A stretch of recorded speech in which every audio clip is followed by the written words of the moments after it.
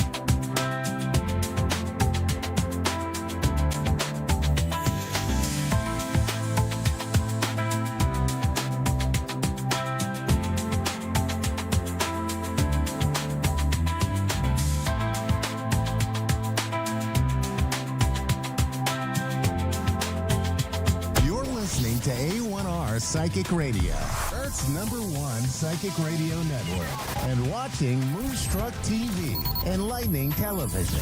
Welcome. Time for Mystic B Spiritual Insights, hosted by Anna Marie. Live from mystic-b.com. Connect direct. In North America, dial 888-454-2751. In London, 20-3519-2158. In Sydney, dial 02-8488-3147. Or online, contact us through our Facebook page, facebook.com/psychic radio. Or one of our websites, askoneradio.com or moonstruck.tv. This is Mystic B Spiritual Insight on A1R, the Ask One Radio Network. Welcome to Mystic B Spiritual Insights. My name is Anna Marie. I am your host, and in this episode, I hope I'm also a bit of your guide, maybe a messenger, and that we can just journey through our time together in positive and really connected ways. If you are joining us for the first time, I just want to say welcome. I hope that you find this time meaningful, and if for some reason you don't happen to get a reading on this call, please don't be discouraged. Just be open-minded, listen to the messages that we're sharing in our time together, and you never know, there might be something insightful in just the conversation and insights that we're sharing with upcoming callers. Before we go down that road, I wanted to just acknowledge this season of mothering energy that we're moving into. Just share a little bit of thought and really the concept of mothering or motherhood. This really isn't an idea of motherhood, but it's really the essence of nurturing and protecting, providing someone or something with unconditional love. And it shows up in lots of different ways. It's not about gender. It's really about the divine feminine. So it's not tied to biology either, but this is really just an energetic force, and it works through people, in spirit, in nature, and even through ourselves. So just keep in mind as we talk about things like Mother's Day and we're acknowledging certain people, just know that mothering energy is really what reaches out to you when you're hurting and nurturing you. It's the stranger that may acknowledge you or smile at you when you're having a really hard day. It could be that mentor, that teacher that believed in you when you didn't believe in yourself. So just know that the mothering energy, right, whether it's Mother Earth, this divine nurturing energy, will keep showing up in your life. Just be open to it, embrace it. You may see it in a feather, in the smell of roses. You might see a hummingbird just hovering around you, perhaps a dragonfly. That's one of my favorites.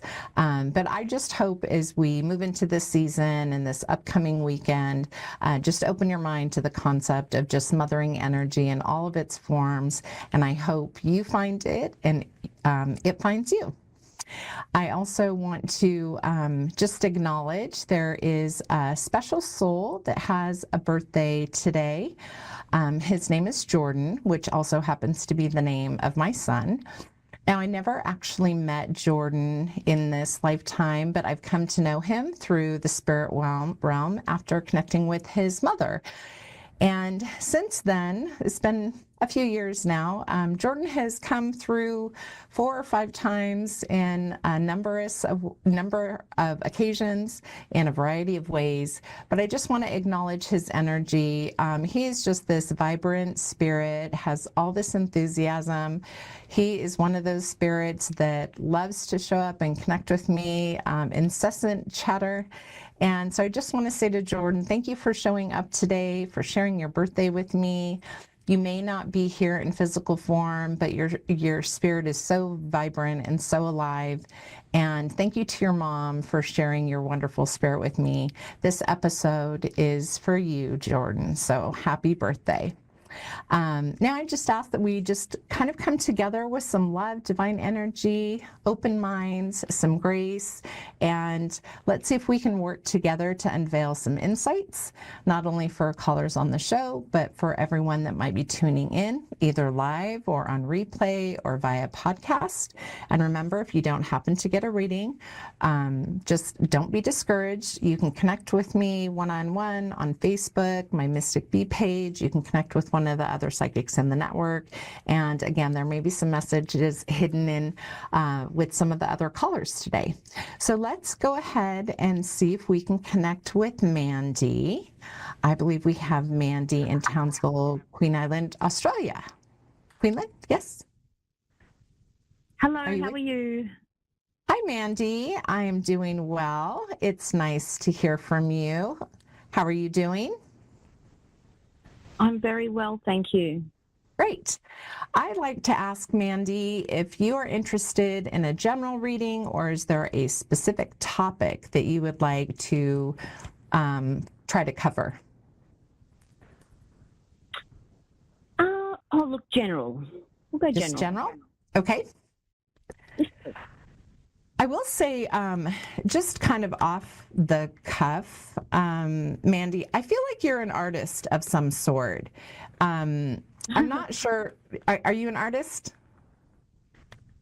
I do enjoy, I've been doing a lot of art lately. Okay. Yeah, I'm just getting the art, and I feel like there's different mediums. I feel like you have some innate talent for a performing art, but I'm feeling tangible drawings, paintings kind of around you right now. So I'm just saying that's coming Correct. through. So that's coming through really well. So just know this, even just your energy coming across, I think the art is really doing you a lot of good. So I don't know if you've thought about it being really cathartic or a form of therapy for you, but I feel like you've It's gone. my therapy.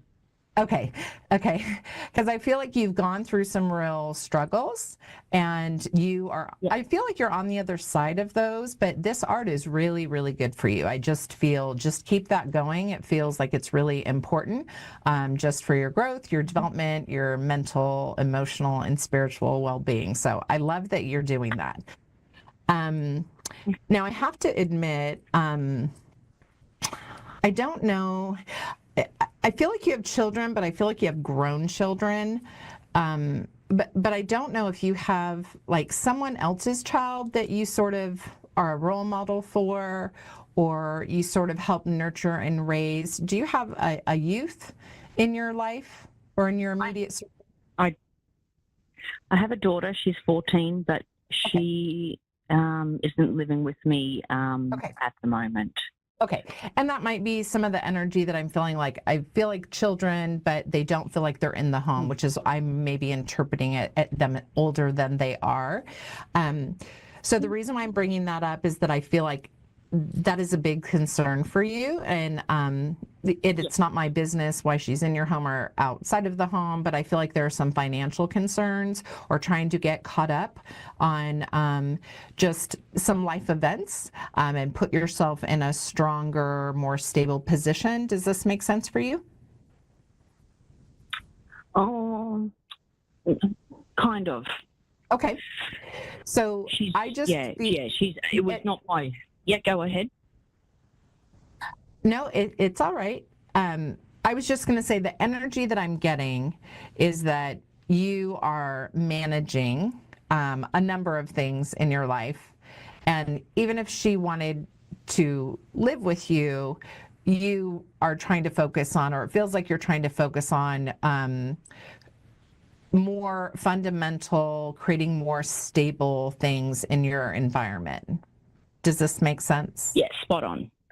Okay. I also feel like you are waiting to get some information that has to do with something financial. So I don't know if you are exploring a new professional prospect and you're waiting for that answer that opens the financial doorway, or if it's something more specific, like it doesn't feel like a loan. It just feels like you're waiting for information that connects to money and opportunity. Does this make sense for you? Yep, spot on. Okay. Yeah. I'm about to start a new job next week. Okay, because it feels like there's some other details you're waiting for, and I have I sort of have different symbols for what comes verbally and what comes in writing, but it feels like you're waiting for something in writing. I also feel like whether it's specifically for the new job or if it's something else that you started pursuing to get the job, but I feel like you are in or you're going to be in sort of an apprentice role. So not just learning as a new employee, but I feel like you're actually learning something new, or you've been learning something new. And it's not the art, right? It's something more trade, professionally. Correct. Okay. So I feel that, and I actually feel like that additional education you're getting is going to take you very far with your employment. So not only do you have this employment coming, right, and you're getting this information and you have that great doorway, but I feel like this additional knowledge is really going to open up just future opportunities for you. More opportunities, yeah. Great. And I feel like you're excited about it. I feel like it's something that you weren't expecting to be interested in, but now you're really curious and you want to figure it all out. Does that make sense? Yeah, you're Okay. so onto it. Yeah, that's perfectly. Yep. So I also don't know if so it feels father energy to me, but it feels like your father energy. And so I feel a little bit of distance. I don't feel like it's husband or ex-husband or partner energy. It feels more senior to you. So if it's not your immediate father, it's like a father figure to you. But I feel like there's some sort of distance, or there needs to be a conversation or some communication that just hasn't been happening. Do you have a father figure that you've not been communicating well with lately? Oh my God. So my dad's just flown over to Italy for a holiday. And in the last day, he's been trying to get in touch with me on the phone, but every time he calls, I'm working. Okay. Because I feel like there's something with dad and not communicating with dad. So I'm just going to say, pick up the phone. And even if you say I have to call you back, Right, I think I'm going to do that. Yeah, I feel like there's some worry or there's some stress there. So acknowledge dad, at least let him know that you're alive and well. I think that would be in his best interest. But good for him for taking on some vacation. I also feel like it's kind of interesting. I'm just going to expand a little bit more on the father energy. So your tone in talking about your father feels kind of lighthearted, but I actually feel like you have some underlying like headaches with your father. And so I don't know if he's kind of inserting himself more than he should in your personal affairs, but just know he has your he's not like that. Okay, I was just going to say, he's not like that. We have a really good relationship. Yeah, and it feels that way. But what I was going to say, and maybe he hasn't done it yet, but I'm just going to say, just know he has your best interest at heart. So appreciate him, and all that he offers you. I can feel with your laughter and him trying to reach you, right, that it's positive energy. But my hope is, Mandy, that you have a beautiful start to your new job, that you keep fostering these loving relationships with your family members, and that you feel encouraged just about all the things that you're working on right now. And your daughter, don't worry about your daughter. Your she's fine. She's going to be fine. You're going to be fine, but just focus on these fundamental pieces that you're putting together. And I think you'll be surprised at how everything else starts falling into place. Yeah, exactly. I've been told that by more than one person. Oh, good. So is that helpful for you? Excuse me. Oh, that was amazing. Thank you so much. And it's funny when you do get a reading, it's almost like I already knew this. It just needed confirming. Yep. No, that's it. Most of it, our intuition's already kind of revealed to us, but you just need some validation or affirmation. So congratulations on the new job. I wish you the best. And we hope you tune in again soon. I will. Now, do you have like 1 minute? Do you have any? Are you able to pick up any spiritual energy around me at all? Or Are you talking about people that have passed over? correct? Yeah. Yeah, I would have to try to focus on it. I'm not immediately getting anything straight away, but just you prompting. Yep. I feel female energy. It doesn't feel like a mother though. So even if your mother passed, this sort of the energy feels more like a grandmother that may have participated in raising you. But I would just say this: don't take that as any discouragement. I think for me that means that there's other priorities right in your life right now for you to focus on, and they're at peace. But just know this: you are always connected with them. Have conversations with them as you carry on through your day. Ask them for signs, and they'll communicate their messages to you directly. Oh, you've been wonderful. Thank you so much. Thank you, Mandy. Congrats again, and thanks for tuning in. Thanks again. All right, take care. So let's see if we can get connected now with Colleen, calling from Oshkosh, Wisconsin, which we all love Oshkosh. Colleen, are you with us? Hi, Anne Marie. Can I say Oshkosh Bigosh and get away with it? Yeah, I'm not originally from here myself, so it's like that's okay. I don't even know where the bagosh is. I know. I just know as a mom, it was always the little overalls, right, with the Oshkosh Bigosh. Yeah. That's funny. Well, Colleen, I would love to support you in some way during this show. Would you like a general reading, or would you like to cover like a specific topic? Well, general runs into everything, right? So. Yeah, I mean, whatever shows up, shows up in the brief moments we have. So we'll go general. Okay.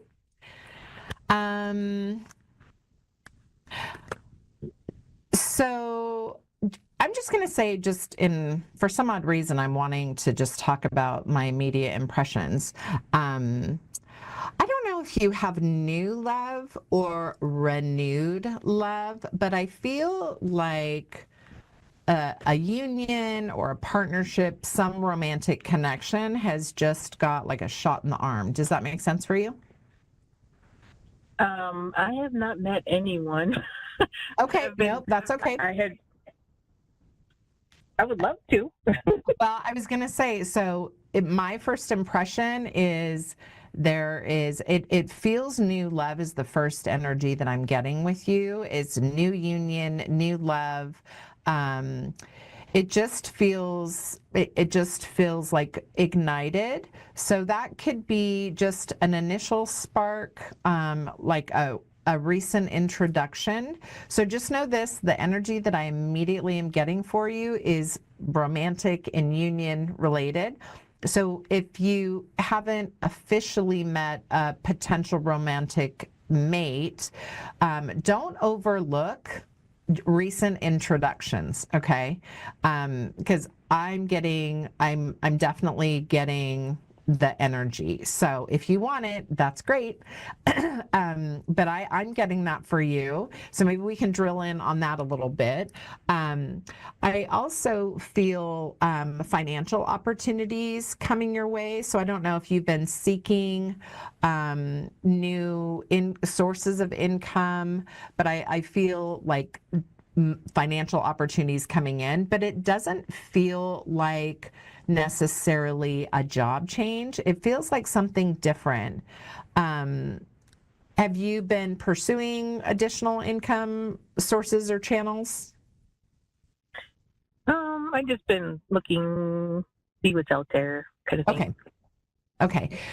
So I feel like you're going to, if you're putting the energy out there to manifest a new profession or something like that, I'm going to say if you're happy where you are, don't overlook the prospect of literally asking for a raise or advocating for yourself to get a promotion. I just got a raise. Okay. Then maybe that's what I feel like I'm getting. But I feel the new money, but I don't feel the job change. So the raise makes sense. But if you feel dissatisfied with the raise, if you're still looking after the raise, don't be afraid to go back and try to negotiate something more. And it doesn't necessarily have to be, just the dollars. It could be more time off. It could be them paying for more education or special training or opening up for you to do a special program or project.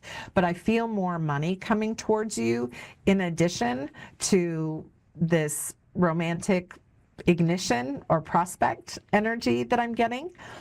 I also don't know if you have recently had or if you are thinking about someone in your past kind of coming back around, but I feel the energy of you trying to understand a past relationship or missing or wanting some resolution or reconnection with a past relationship. So in your snooping around and seeing what's out there, are you poking and prodding old loves?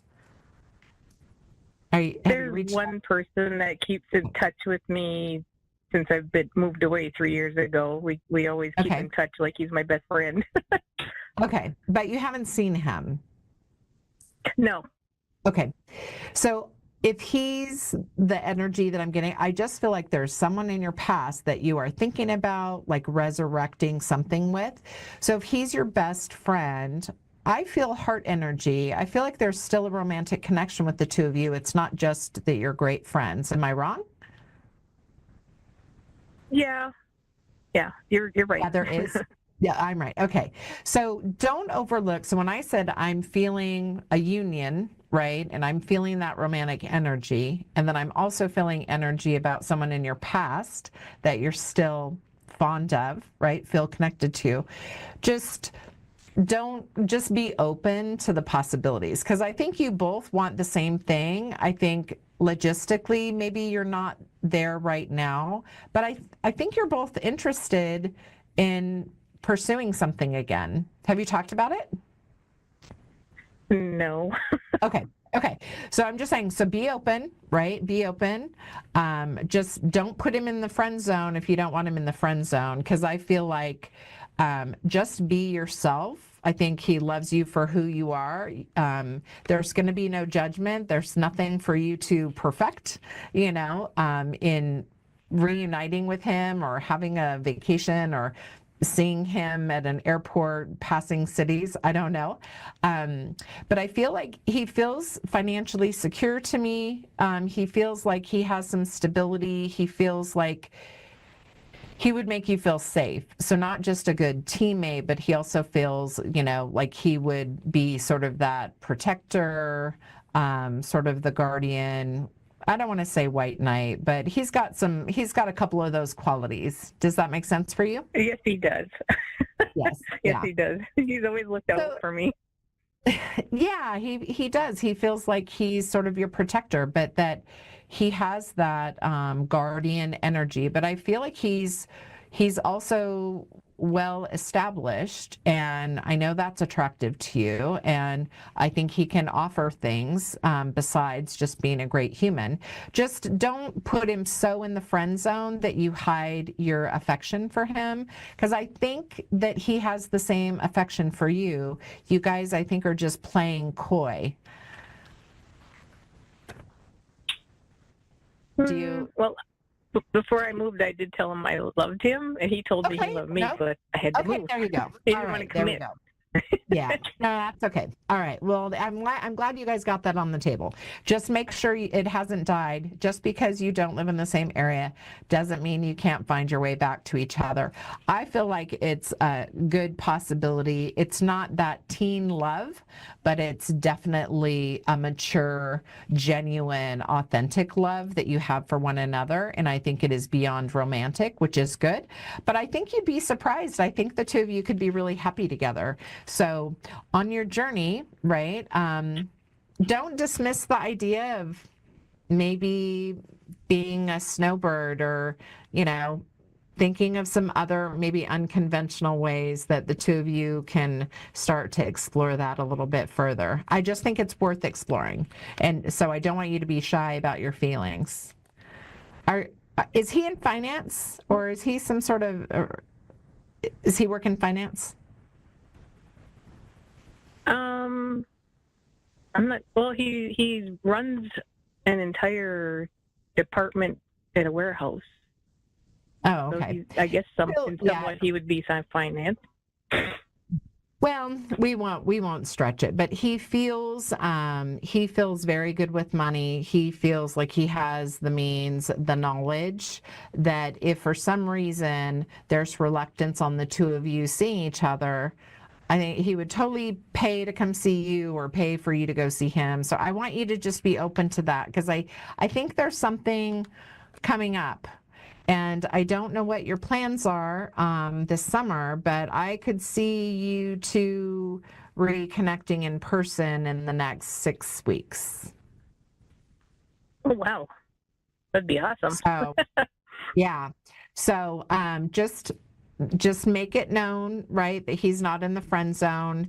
Be your authentic self, and don't worry about having to be perfect or presenting yourself in a certain way, because that's not his nature. That's not who he is. No. Is he have children? I feel like he has children. Okay. I feel like he feels like he has children energy around him. So I don't know if he's uncle. He does, because he's a advocate for foster children. Perfect. He's a guardian ad litem. I am also a guardian ad litem, so I understand that. So yeah, so he has that child energy, and for some odd reason, I feel like it's the attachment to the child energy is the only reason why he wouldn't just pick up and move to be with you. It is just that. Does that make sense for you? Yeah. Yeah, it feels very important to him. But you know what? I think your paths are going to cross again. I just don't want you to be so shy about your feelings or thoughts, because I think you have the person in front of you that you are most interested in. And, I think it's mutual. So you might not have been planning on talking about love stuff with me, but I feel it's all reconnecting with your past and this romantic ignition that I'm feeling, which feels like it's been between the two of you. So I hope that's offered you some optimism, Colleen. I'm excited for you. I think you've got a winner, and I think you're a winner too. So I hope that's given you some encouragement as you come into the weekend. And don't be shy about checking back and letting me know if you've got your plane ticket. But I hope that provides you with some clarity or validation today. Yes, that helped me a lot. Thank you so much. Oh, good. Well, congratulations on just being optimistic, being clear about the kind of humans that you're most connected with. And I love the fact that you guys have stayed connected despite your move. So I wish you the best, but let us know how it goes. And please just tune in again next week and help cheer on some other folks that are looking for love. Yeah, I wish everybody the best with that. All right. Colleen, thank you very much. So thank all of you for tuning in again this week. And just remember, this mothering energy, whatever it looks like in your life, just know that you are worthy of being loved and nurtured. And if you didn't grow up with the kind of care that you really needed, maybe you've lost someone really important to you, just know that that energy is not gone. Divine energy is around you always. It moves through spirit and signs, and it's reflecting in nature every day. Please take care of yourselves. Share words of appreciation and encouragement for those that have nurtured and loved and protected you along the way. And we look forward to connecting with you again next week.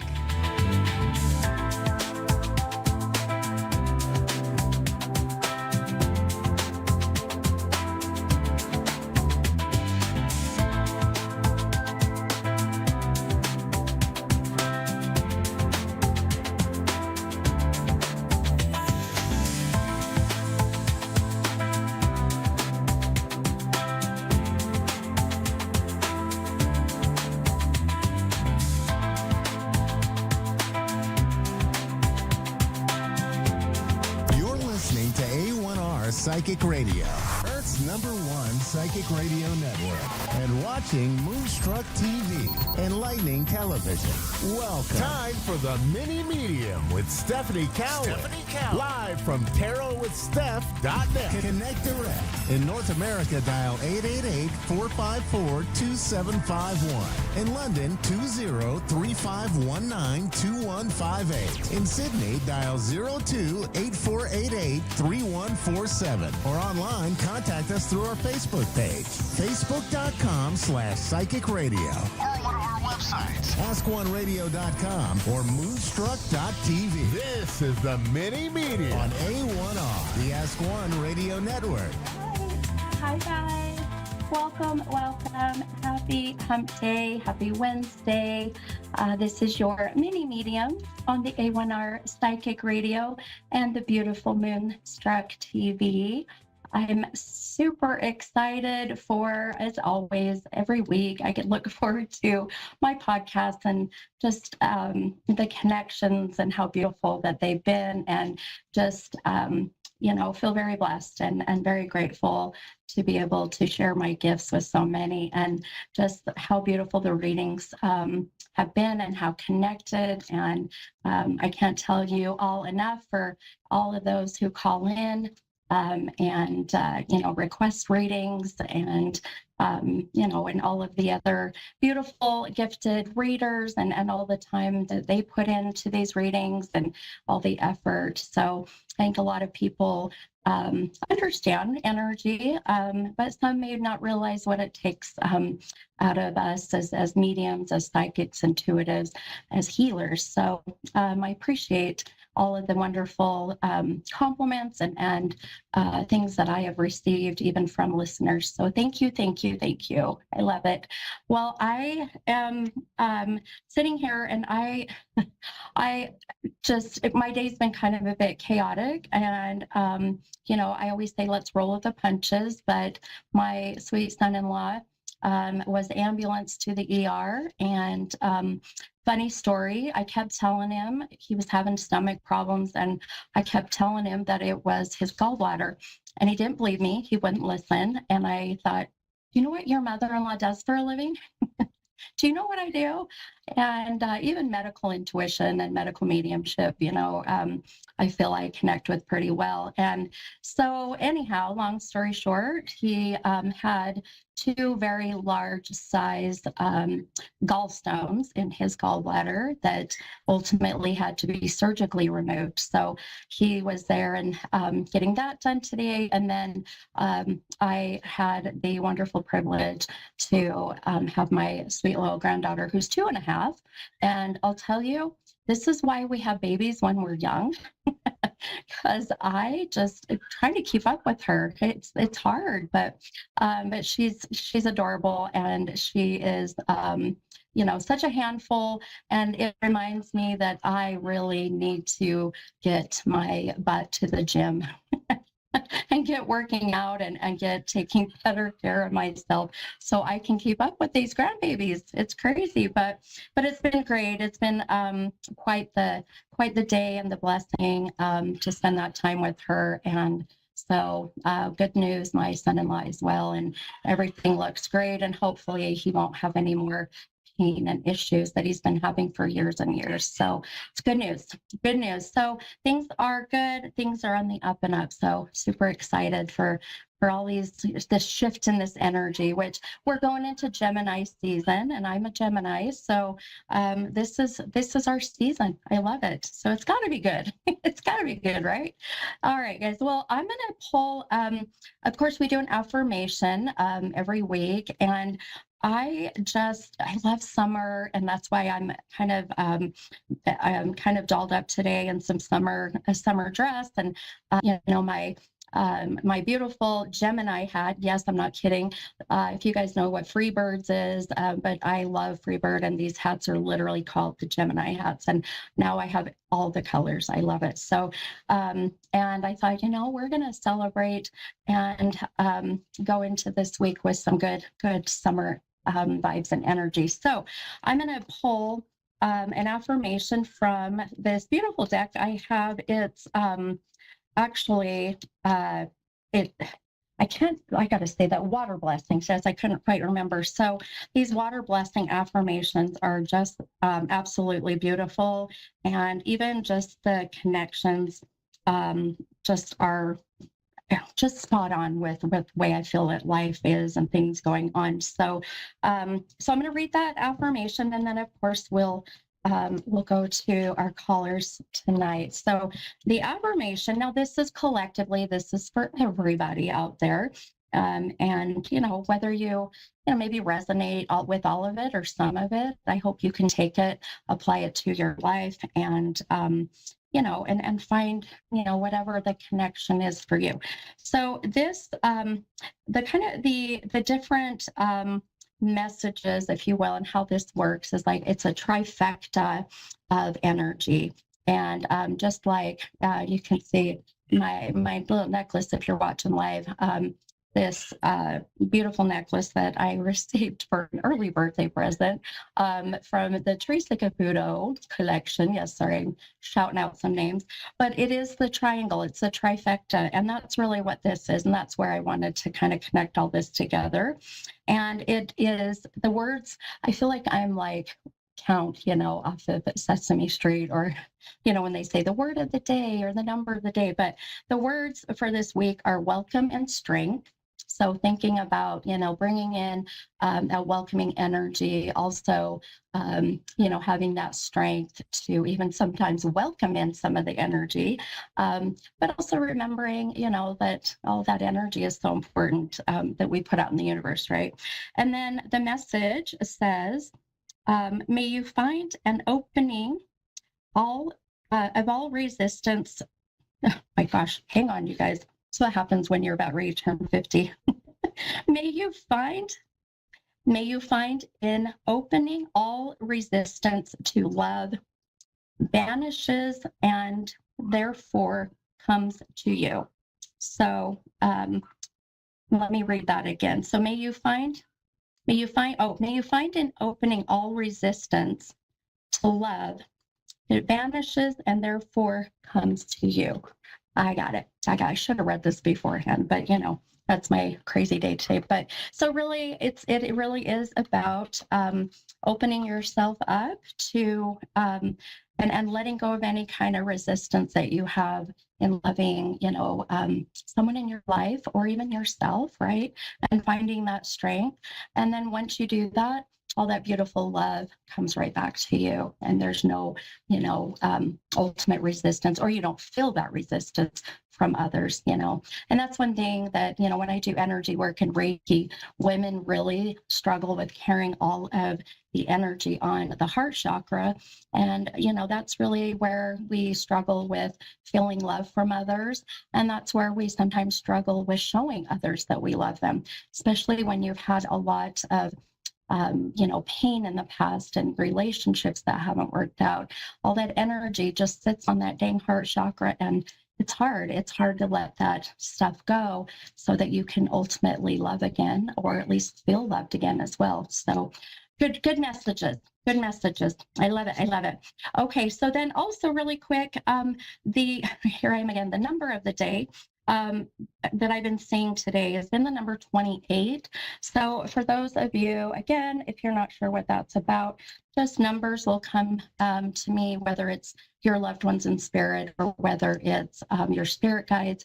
But that number just ultimately ends up resonating with one of my callers or my readings that I do later in the evening on my Facebook and my YouTube channel. So we'll see how that number connects, that number 28. And we'll see if that connects with the first caller. So I'm so jealous of where this person is, where she's calling from. So I have Carrie from Florida. Hi, Carrie. This is the mini medium. How are you? I'm good. How are you doing? I'm doing so great, hon. So great. I'm so jealous you're in Florida. So jealous. Come on over. I'll give you a mango off my tree. Oh, and you just said the magic word. That's my favorite fruit. That is literally. Oh my God. Yeah. Mango everything. Oh yeah. Oh, I have about 500 coming ripe. Oh my gosh. Oh, Love it. I love it. Well, how can I help you tonight, hon? Yeah, I'm in a situation with my sister where we're dealing with a condo and a buyout, and I'm having difficulty, and she's underhanded. So, do you see like this going forward, or like we've been going through it, Sure, absolutely. She's real greedy. Yeah, absolutely. Okay. I'm gonna pull a couple cards for you here, and let's just kind of see. You're welcome. Just see how the cards are kind of meshing with already some of the things I've been getting in the visions and the feelings and whatnot. So the two cards I pulled for you, one is this Knight of Wands. I'll show this on camera so people can see. And then the other card that goes with that, as I pulled two, is this King of Pentacles. So, this really, as both of those cards, you've got a wand, which a wand really represents kind of like having this fairy godmother wand, as I put it. And you are using that wand to get what you want, when you want, and how you want it. And then the pentacle is something of value to you. So whatever it is that you value in your life. Now, typically pentacles, people think of money because it also connects to coins. And so really just even, how this is meshing with what you've got going on. The biggest thing I want you to really be, I think, mindful of. I don't feel it's much of a worry, really. I just feel it's kind of, unfortunately, we have to, sadly, regardless of who we're doing any kind of business with, you still have to treat it as the business transaction, right? It doesn't matter. Yeah. But I feel like that, that the pentacle in your situation in this reading isn't so much about money as it is the value of family and the value of where this is coming in. So you had said your sister and you are doing this together. Is that right? Did I understand that right? Yeah. But she's not really communicating or cooperating. She's underhanded, and it's just like I'm at my wit's end with her now. And she knows it, and lawyers know it. Everybody knows I'm looking at her, and they're all looking at her too. Yeah, right. Well, and that's my, I think that's kind of where I'm saying you still have to be mindful that regardless if it's family or not, you still have to treat it as if it was someone that was a stranger. So, and I do feel that way. I feel that you're going to want to just be very careful, be very aware. And, I feel like, your intuition is always on point, always. But sometimes that the heart sometimes likes to be louder than that third eye and, that intuition and that, that gut feeling. But some things I do want you to know that I see with this whole transaction coming. What I love is this wand, which that really does represent, and what I love, and I truly feel this is you, Carrie, but this card is literally about dancing to the beat of your own drum. And boy, my friend, that is you. Yeah. That is you. Oh, yeah. And yeah. Oh, yeah. I love that. Are you a fire sign? Yeah, I'm an Aries. Yep. I thought you were. So, and I love the Aries. I love my Aries signs. And being a Gemini, being an air sign, air and fire can go really great together, or it can be one big, huge, combustion. But just curious, do you know your sister's sign? Just out of curiosity. Aquarius. Okay, so she's the air. See, I was like, girl, there is a similar connection here. So this is really, again, like I said, it can go really good together, or it's going to be one big explosion. And that's kind of where we're getting at, is the pressure of the air, if you look at it that way. And so now, and so right about, I'm going to give you kind of a roundabout time.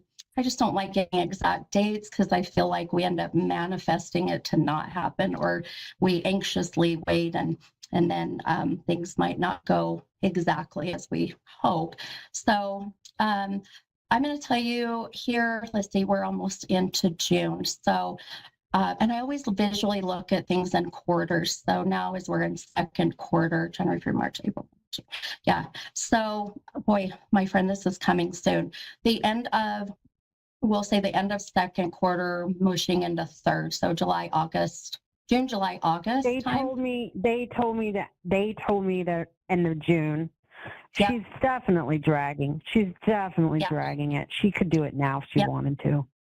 Yes, ma'am. And that's why I'm seeing that June. I knew it. I thought, boy, it's coming soon, but we're still kind of, into the end of June, July. And you're right, it could be. But here's some good news I feel for you, that, to take into this, that, I feel we're at a point where, we may not be getting everything that we wanted in the beginning, but we sure are going to see a lot of what, originally we were hoping for. It just won't be fully or as much as, or to the extent as, if that makes sense. Yeah, because she ruined it. She delayed it so long because she was trying to steal it on purpose. Gotcha. It was intentional. Absolutely. Allegedly. Oh my gosh. Oh, my gosh. I'm sorry, my friend. Damn it. Well, and that's family too. It's hard with the family dynamic with like the pentacle, which, again, pentacle is money, but money also, the pentacle is also family. What is of value to you? Unfortunately, I feel, on the other end, it's more about the money. You're even in the sense of, I feel more pulled to the family value on your side. So we've got that imbalance, and hence we are where we are. So, I feel just, as much as I know this is hard to do, the human side does not like to hear this, and, just be patient. But I do feel this is going to be the end of June into July. But one thing I love is as this starts to be settled, you've got some beautiful new beginnings coming right shortly after that I feel are very well deserved. And it feels to me, filling up your cup, if that makes sense, because you've just, you have drained yourself, not just. Well, she's tortured me. She's tortured me for 2 years on purpose, just to be spiteful, hateful, and jealous. She's jealous of me. Oh gosh, see, that makes me sad because I feel jealousy is a wasted emotion. It just is. And there's no value, there's no value in that. I agree. So, I try to make friends and make a bridge, but she's just greedy and she's always trying to. Do you think she's going to be underhanded on this and there's not much I can do? I do, and and I am one reader that is very honest. I don't sugarcoat things, and but one thing I feel is that it's time to wipe the hands clean, get what you can, and just be done. Because it's just wearing. That's what I want to do. But like, how bad is she gonna rob me? Like 50 grand or something? No, I don't think it's as bad as you think, hon. I really do not feel it's as bad as you think. I think you're going to be very pleasantly surprised. I really do. Okay. And that energy, I cannot emphasize enough to everybody out there that we will manifest our worries. So put out in the universe the good. No, I'm not worried because I sent out a very forceful email to her and her attorneys today, and I'm letting them know, let's go. Did they take it seriously? Yeah. Oh, yeah. I feel you're going to see a shift in that. So just be mindful of, just being positive, putting out that good energy. I caught her doing fraud again today. Oh, gosh. Oh, I'm sorry, my friend. She lied. I caught her lie, but I didn't tell them. That's why I was being forceful, because I knew I had her, and I was like, can I have this document? And I know it doesn't exist because she lied. And now she's freaking out because I've onto her. And maybe she knows it. I don't know. Yeah, I truly feel that. Well, I am sending you lots of good positive energy, my friend. I'm going to grab my next caller, but so much good luck to you, hon. Okay. Thank you. That was so accurate. And you were accurate last time I talked to you. Thank you. Oh, good. I love you've had me before. Good. One time, a while ago. Yeah. Oh, good. Well, it's good talking to you again then, hon. Take care of you, okay? Thank you. Bye-bye. Okay, hon. Bye-bye. All right, guys. Beautiful. Let's go ahead and we're going to take our next caller. And this is Lisa from my husband's favorite team's city, Philadelphia. Hi, Lisa. This is Mini Medium. How are you? Hey, hi. I'm good. How are you? I'm doing great. I'm doing great. And how can I help you tonight? Well, I had a very, very rough past 2 years. And I guess I'm just trying to figure out, is anything going to change for me?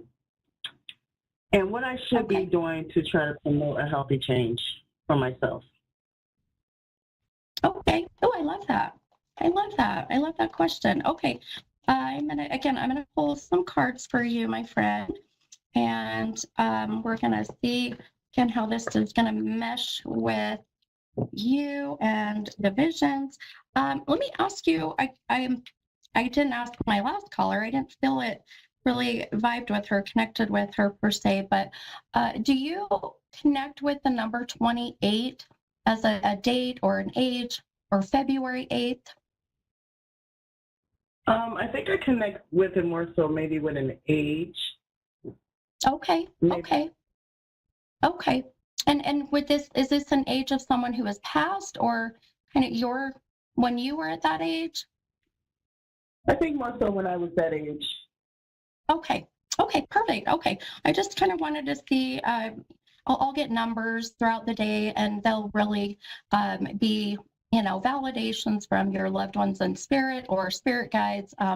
And, they'll just let us know if it is a loved one in spirit, that they're around, or if it is, connecting with your age, then this would be even, it could be both, but being with your question that you're asking about, what do you need to do to make these changes? I want you to think about when you were 28 and what ultimately, if you can remember, I always say, I can't remember what I ate for breakfast. So I'm like, I'm not great at trying to remember, back in the past, but just think about that time, what went on in your life, the changes that were coming, that happened. So, because I really feel there's a sense of that connecting even with what is coming future. And it's all about that shadow work, the things we're really working on, or need to work on. So your two cards that you pulled, this, and I love this for you, this Queen of Pentacles and this High Priestess card. And again, I'll show those on camera so people can see, but the Queen of Pentacles, and you are the queen of your queendom, Lisa. I know it. You definitely are. And then this High Priestess card, I love this for you as well. It's a very high vibrational, very high spiritual card. And so this Queen of Pentacles really is about putting yourself first and being the first, your main pentacle. It's about putting yourself before others, which is very hard to do, I know. And we're just, women in general are not very great at doing that. But this is the time to do that, my friend. And I feel some changes that need to be made are literally for you to start saying no. And I know that's not going to be easy for you. Do you understand that? Yes, I do. And I agree.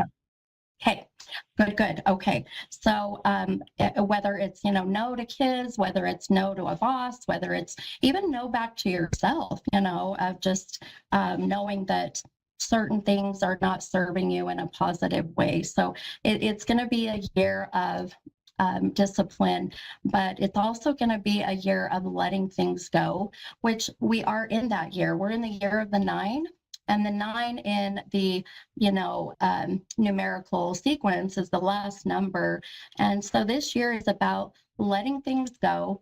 It's about wrapping up old business, things that have been just kind of lingering that you haven't taken care of, and things that are just haven't been serving you in a good way, which also means relationships. So I do feel you've got a relationship, my friend, that needs to be kind of reevaluated and just, think, is this person, giving back to me as much as I am to them? Is there an equal flow? of energy. So, so a couple things that I feel need to happen. This High Priestess card, and this is so beautiful for you. This is a very high vibrational spiritual card. This is about you connecting with what we call your highest divine, your highest self. And I think that this has been lost amongst the last 5 years. I don't know why I'm so drawn to the last 5 years. Do you know why? Wait, I go back, what would that be, 2020 moving forward? It just feels like that's about the time period of things that just kind of started to maybe snowball, if that's the right word. That's does that make right. sense? I say the last 2 years, but it's really been about 5 years, and I never experienced a moment in my life where things were that hard, that bad, and every day I wake up, I'm looking for a reason to smile or something to grab onto to keep going, and there was literally nothing there. So depression kind of set in there pretty tight. Yeah. Well, and I'll tell you, the good news for you, my friend, and I know this might sound kind of weird and maybe it won't sound like good news, but the good news is you're in the same energetic boat per se that a lot of people are in, including myself, of where last year was a year of karmic energy. It was lessons that the universe was sending our way. So it was a lot of hard lessons, a lot of things that we needed to learn, but it's preparing us for this year of being ready to let that, crap go, so that now next year we're in the year of the 10, which is actually the year of the 1, and that is new beginnings and fresh starts.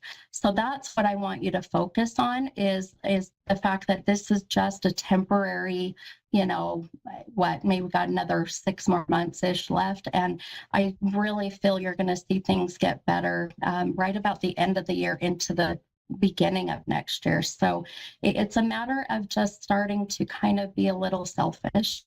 I know that's so hard to do. I really, know. So, but it will pan out, my friend. I really feel you've got a shift in that coming. Okay. Thank you so much for your time. Oh my gosh, you're so welcome. And really quickly, I know I've got like a minute, but I just heard, and I've got a very strong mother energy that just come in, and I need to say happy birthday, and I can't let her go. So I have to say someone's birthday, your birthday, someone just had it, or it's coming very soon, because I have to say happy birthday. Do you understand or connect with who that is? Yeah. I'm a little speechless. I lost my mom. It's probably been 20 years, and I've been looking to hear from her. And I didn't give up on it. I just didn't expect to hear anything. Oh, wow, gosh. really? Yes, your mom. Wow. I know. I'm like, better late than never, Mama. So she popped in and just said, say happy birthday. And whether it's the past or one coming, but just know this is her way of just letting you know she's with you, okay? Oh, thank you so much. Well, tell her I said thank you and happy belated. She a Christmas baby. Belated birthday to her, or heavenly birthday to her. Heavenly birthday, I love yes. that. Thank you so much. I love that. Well, she definitely heard you, my friend. She heard you, so that's beautiful. Well, thank you so much for calling in. It was so great to meet you. Yes, ma'am. Thank you for your time. I appreciate you. Of course, of course. We'll talk to you later. Bye. Thank you. Bye-bye. Bye-bye.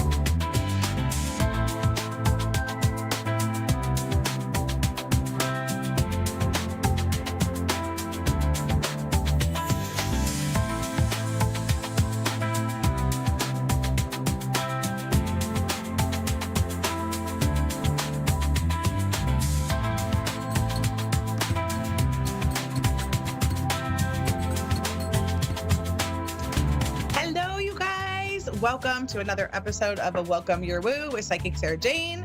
I'm super excited to be here, you guys, and continue just this journey into opening up to all of our psychicness these days, right? So I would like to just start out like I always do and pull some cards for the collective. Let's talk about the energy right now, the things that are kind of happening and swirling around. I'm being called to really talk about our fear and the things that are showing up in the world right now that cause distraction. So perhaps you scroll on your phone, or you're listening to the radio, or maybe you're even watching stuff on TV. I am just being called to share with the collective that this is a time to be super mindful on what we're feeding our minds. And when we are really allowing those negative or, just not fun stories or the distractions come in, they take away from our experience, and they help us take away from our focus, and they also don't allow us to be a clear channel for spirit. And what I've been noticing is that there is a lot of people opening to their psychic gifts right now. I know that I came here to teach other people how to tap in. It's one of my zone of geniuses. And what's really interesting is, after having taught these classes for many years and, coming into my gifts, oh gosh, probably 6 years ago, when I knew what they were. I had them all along, I just didn't know. I noticed that you can still continue to open. So your girl over here thought she was as psychic as she could be. And then it began to expand. And I've had an expansion just in the last couple of weeks, in fact. And I think, if I'm being honest, just what I feel intuitively is that it is connected to some of the planetary things that we have going on right now, like the eclipses and retrograde with Mercury and positions of the planets and things happening with Mercury and Pisces right now. And I'm not an astrologist, I'm not, but I will feel things intuitively around the astrology. And then I'll reach out to my amazing friend, Danielle Rosado. I should absolutely have her on the show sometime. She's an incredible astrologist. I'll text her and be like, hey girl, here's what's going on, or this is what I'm feeling, or this is what I'm thinking. How does this correlate with what's happening in the planet right now? And then she'll fire back with, girl, you're literally describing what is happening in the planet right now. So I always find it interesting to see how my intuition aligns with what's happening from a planetary perspective and an astrological perspective. And so what I want to say is that I'm super clear that the veil is very thin right now, and that a lot of truths are coming to the surface. And as a result, it's causing us to enhance and experience our psychic abilities in a way that perhaps we never have. And I am not excluded from that. So I've opened up to another level.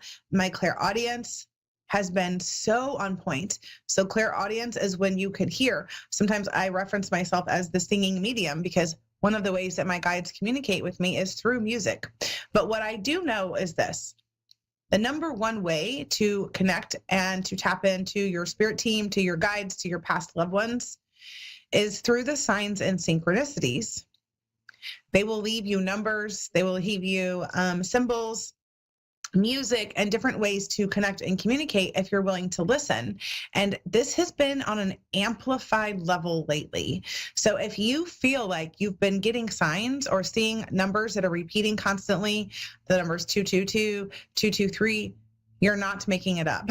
It is happening, because that is how they're trying to connect and communicate with us. And because the veil is thin, and because more people are opening, it's allowing us to receive more of those psychic awarenesses and psychic intuitive hits.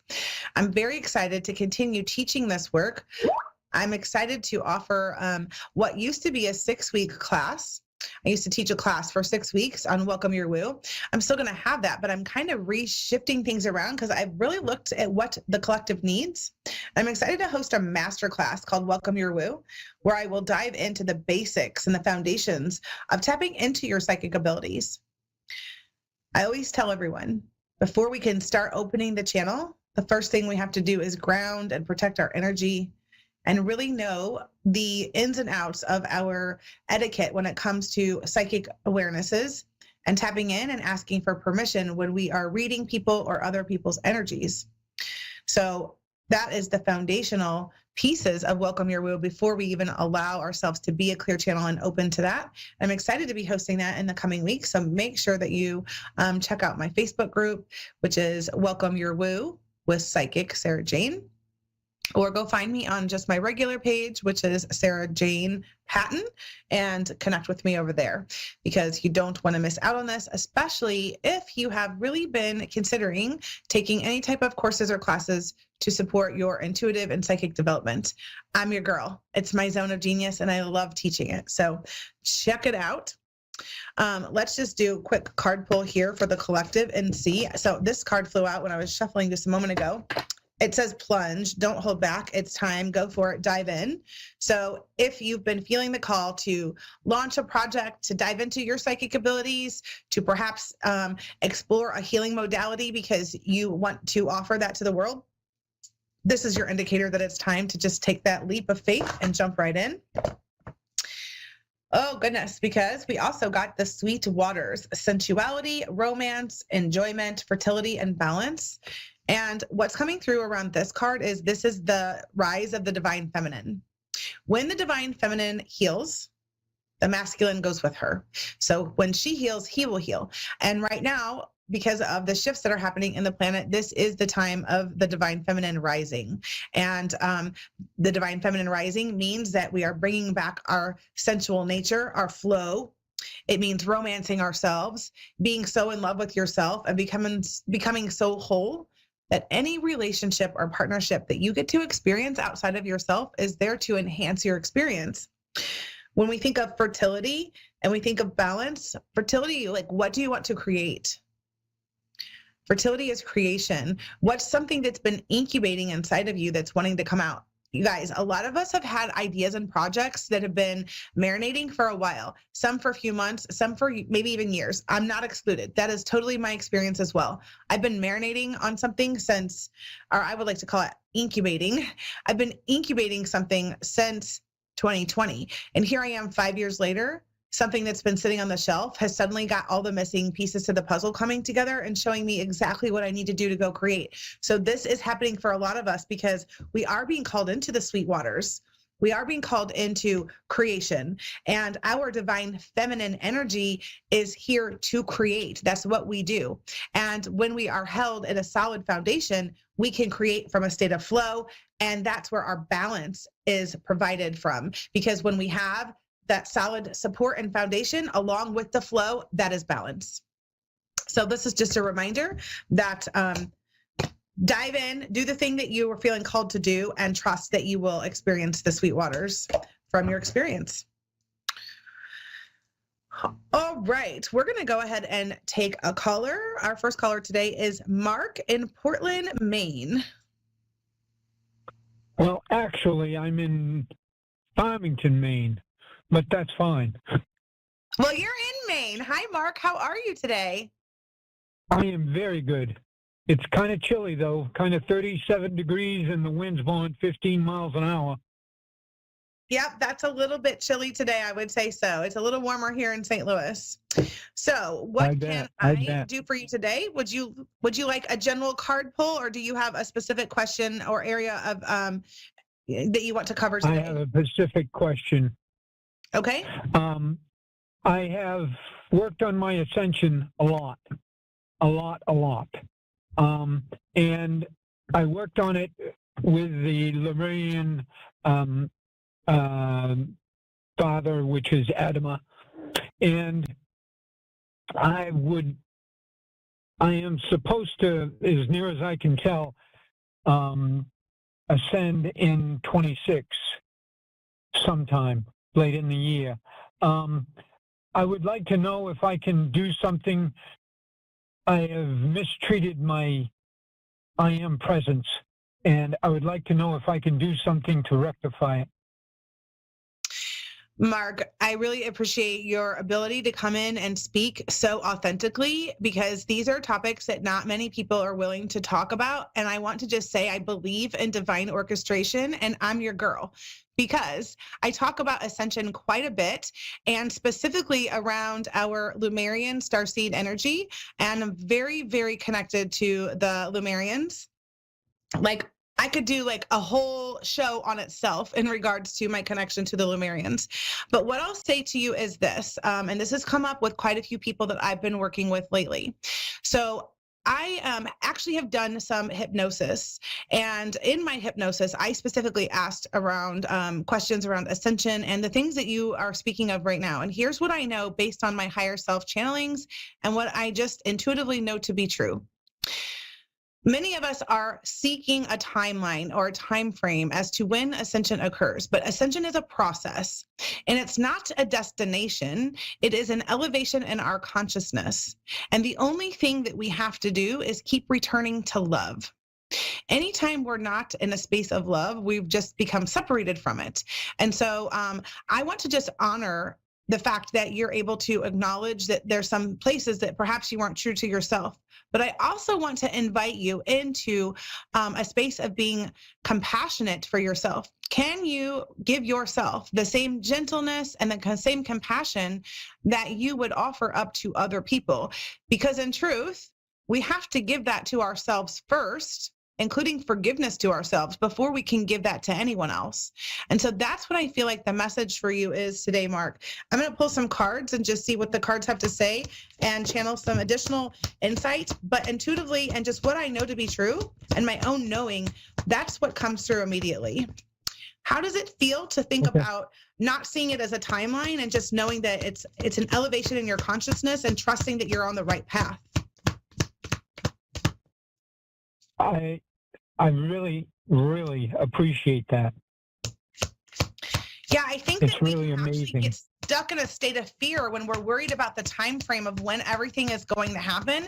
But if we can stop focusing on the when and stay present in the now, what I have been called to do is tell people, create your heaven on earth now. We don't wait to get there.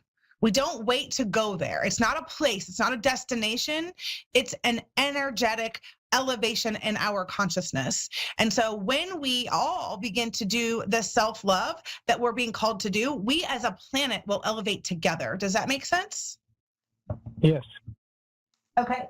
So the first card you have, which is so just going to validate on point for me about you and the energy that you're bringing to the call today, Mark, you have NCAL, which is healer, seer, priest, priestess, priestess, and soul purpose. So this is just validating to me that you absolutely are you are a healer of some type and a seer of some type. And so really honing in on whatever your gift is, even if you're not clear on what it is, then start asking your spirit team to define that for you, to give you the clarity, to show you the path. Just ask for the doorway to be open and trust that it will be. But you are a powerful healer that came to make a ripple effect in the world. I've been a Reiki master for 10 years.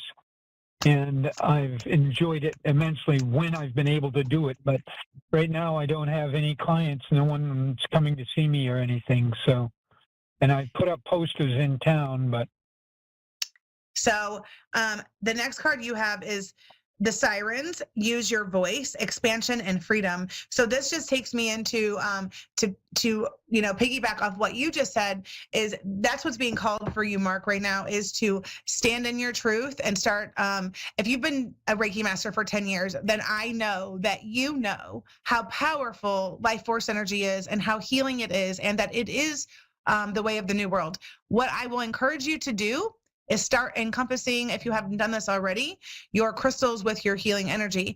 Because when you start using rose quartz and specifically clear quartz and Lemurian quartz with the life force energy, it's going to amplify the healing. And it's just something that was shown to me recently about how important it is to use both of these stones when we're doing any type of energy work. So maybe even rebranding yourself, coming in with a new energy, a new excitement, and really standing in your truth and your power to know that what you do brings such healing to so many, and how important that is for the world as we're elevating, like getting out there and really speaking your truth and sharing your voice. Okay.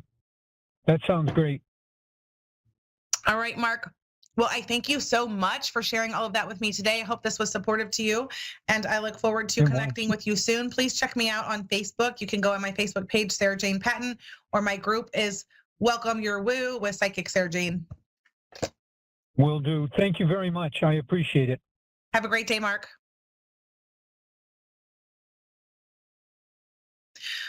All right, you guys. So this is just a great reminder that many of us are experiencing these ascension symptoms, and perhaps that's like a segment we could put on the show and dive deeper into what ascension is. But truly, you guys, ascension is not a place that we go.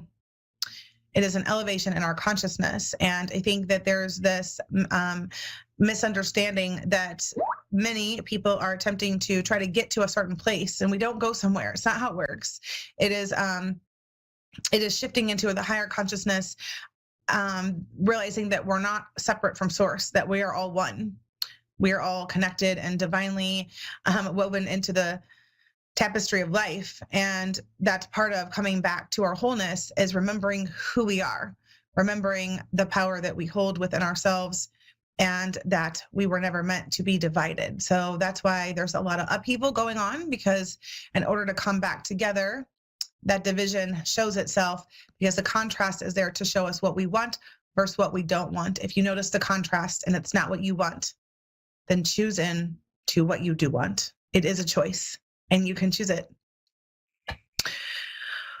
All right, we're going to go ahead with our next caller. Let's talk to Michelle today in Las Vegas, Nevada. Hi, thanks for having me on. Hi, Michelle. How are you? Good, how are you? I'm wonderful. Thank you for being here today. I'm doing some general card pulls today, but if you have a specific question, you are welcome to ask. Okay. I'm up for whatever. I just want to see if maybe there's anything in relation to pain, because I've been in a lot of pain for a little while.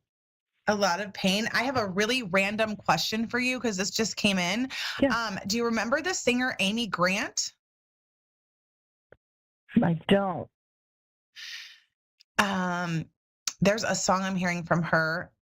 I randomly had her drop in. So just put that in your back pocket. I don't know what the connection is or what that means, but Amy Grant is what I heard. I'll look for it, because I was a concert promoter for a long time. Say that again? I was a concert promoter for 25 years, and I still do stuff with music. For 25 years. Okay. I was also hearing Mariah Carey. Mariah Carey. Baby Baby is the song I was hearing. I'm pulling cards for you, funny. so I'm going to read those in just a moment. But that's just, as soon as you came on the call, I was hearing Amy Grant and Mariah Carey. Okay. So you were specifically asking about the pain that you have. Can you tell me a little bit more about that? I have pain I have like symptoms of trigeminal neuralgia in the face, but I can't tell if it's from a tooth that's causing it or not. Okay. The first thing coming through is perhaps seeking a medical medium may be supportive to figuring out what's going on in the physical body. I did pull some cards for you, and the first one that you got is the rainbow, and it says sweet relief. So I do feel like relief for you is coming. I don't feel like this is permanent. It's temporary. But I always ask people, like, when we have something that's going on inside the body that's causing a disruption, or as we sometimes reference it as dis-ease, right? Our body is in dis-ease. Listen to what it's telling you. Like, tap in intuitively and feel, and what is it telling you? And remember, the first answer is always the right answer. So sometimes we don't know, but I think there's an invitation for you to get still and listen and ask your body, like, hey, what's going on and what do you need? And then act accordingly. I think that we forget that this is something that we have available to us, that we can ask the body what it needs and then listen and then act accordingly. Like, we don't even realize that we can do this. So there's an invitation for you in that space. Also, I feel like there may be some shifts. Are there some things going on in your life right now that is causing big change? I'm not really. Has there been a contemplation about change? No. So I'm a channel and I have all abilities. And so I do a lot of healing work for people. And the only thing is if I'd rather give up helping others if I can just get out of pain. So that's the only thing that I've been thinking of, but I don't see it happening. So I do see change coming. There's a big change coming, and I can't tell you what it is because I'm not super clear on what they're not showing me what, but I am just seeing big change coming. Are you familiar with Dr. Joe Dispenza? Yeah. Well, I do frequency healing, so that's my modality that I am efficient in. Mm-hmm. So of course I would bring up Dr. Joe then, right? Yeah. Right. Along with Mariah and all the other ones, because it's all music, it's all frequency.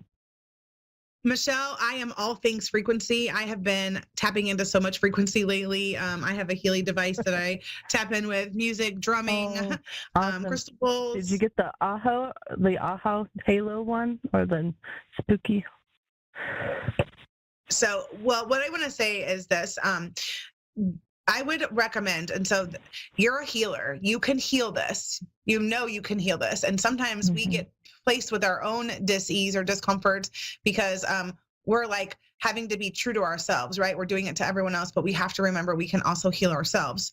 So if you're always showing up for the healer and everyone else, I feel like that's the problem. I'm sorry? I said most of the time when I feel pain, it's everybody else's. And so that's why I'm always like, yeah, I can clear the pain, but every day it's something different. But the pain will resonate within the body. Protect your energy with great intention? Mm-hmm. Yeah, because that's super important. So you're not absorbing everything and not taking everybody's stuff in. I've been talking about this a lot, about the enmeshment, entanglement that's happening with healers and clients, and then healers and healers, because so many of us are super tapped in and open channels, but many are not practicing spiritual hygiene. So that's just a reminder, is to make sure that you are practicing your spiritual hygiene so that you're not absorbing what's not yours, and to remember to use your own healing modalities and practices on yourself as well. We forget to do that for ourselves sometimes. I'm guilty of it. But let me just tell you the cards that you have, because I really feel like they are telling a story as to what you can expect and what's on the other side of this.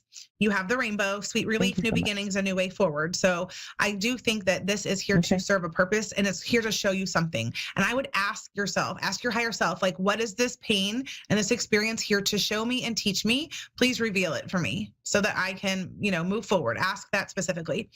Then you also have birth mysteries. What are you being called to create? So I do feel like that's why, like, I felt that change even before I saw that card. I felt the change for you, that there was going to be something coming in to support your mission on a bigger level. And the last card you have is the pink dolphin, which is celebration, fun, unbridled joy, and open heart. And this is a call for your inner child to be the one that leads you and guides you through this experience, even in your healing. Ask 5-year-old Michelle what she needs right now and what needs to be nurtured within her. And then the more that you can celebrate yourself, the more fun that you can have with it, and the more you can open your heart, the more expansive the experience is going to be for you. I know that's not always easy when we're in a place of discomfort, but that's why I would ask first, like, go ahead and ask your higher self and your body, like, what is it that you need? What do you need right now? Okay. So, Michelle, I hope this was very and supportive. And also, too, I feel a lot with a lot of the rainbow stuff. So that actually speaks a little bit clearer to me, because when I clear myself, I actually use some rainbow Reiki in there. So that tells me that I need to tap into that as well. So thank you. I appreciate you so much. That was just absolutely wonderful. Thank you, Michelle. Definitely check me out on my Facebook page, Sarah Jane Patton, and come into my Facebook group, which is Welcome Your Woo with Psychic Sarah Jane. I literally am all things frequency. I talk about it a lot, and including some stuff around activating the grid lines for the new Earth frequency, which I just did last week. So I live in St. Louis, which I believe is the heart chakra for the new Earth grid line. And there's a lot of activations going on right now. So there's a lot of clearing. So I'm not surprised that you're going through something, especially being the powerful healer that you are. Stay connected, and I look forward to chatting with you soon. Thank you so much, Sarah. Thank you. Have a good day. Oh my goodness, you guys, lots happening in the collective right now. So much is going on with the healers. So if this is you, make sure that you are filling your cup and loving all of you right now. And don't forget to use your own healing modalities on yourself. Healers need healing too. And we're holding a lot of space for other people. And we're putting forth a ton of energy in order to heal the ones that we're working with. So do not forget to make sure that you are filling your cup and giving from a place of overflow. I love being here with you guys. I look forward to seeing you again next week. Until next time, this is Sarah Jane with Welcome Your Woo. Bye for now.